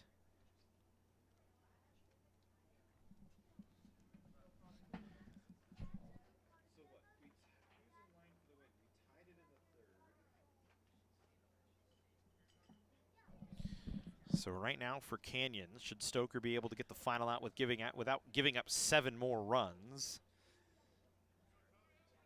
it would be Kyle Kopp in line for his 3rd win of the year, as he came in the 5th in a 4-4 ball game and is the beneficiary of a 7-run 5th inning right now. As Stoker's pitch hit in the air towards center field. Camacho going back. Will he have room? No, he will not, as that one will get out. Back-to-back home runs off of Stoker. Things getting a little more interesting. Solo shots from Leifer and Tostado. For Tostado, his 3rd of the year. And now you bring Nathan Jackal to the plate with 2 away. Struck out last time up. So it's back to a 6-run ball game.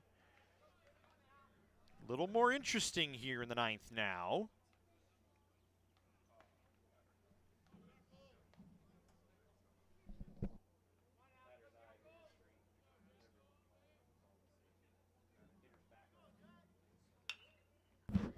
His first pitch swinging as Jackal grounds it to 3rd. Ambrose picks it up, throws him out, and that will end the ball game. So Stoker gives up a couple of solo shots here in the 9th, but it doesn't hurt the Cougars. They pick up the win 12-6 over Cypress in a game that went 3 hours and 11 minutes. Kyle Kopp picks up the win. It'll be his 2nd of the year, or his 3rd of the year, I should say. So Kopp now 3-1. Bautista will pick up the loss, now moves to 1-3. And there's no save in the ball game, but the Cougars get the win. 12 runs on 10 hits for COC, no errors.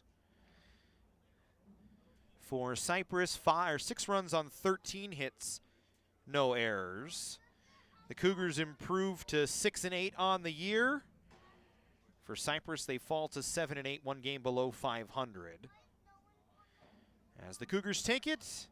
We thank you for joining us here on the Cougar Sports Network. We hope you enjoyed this webcast of Cougar Baseball. We'll see you on Thursday. Make sure you join us. Big game on Thursday. Playoff action in the women's college basketball ranks. College of the Canyons, Orange Coast College here at 7 o'clock on the Cougar Sports Network. Have a great rest of your Tuesday, everybody.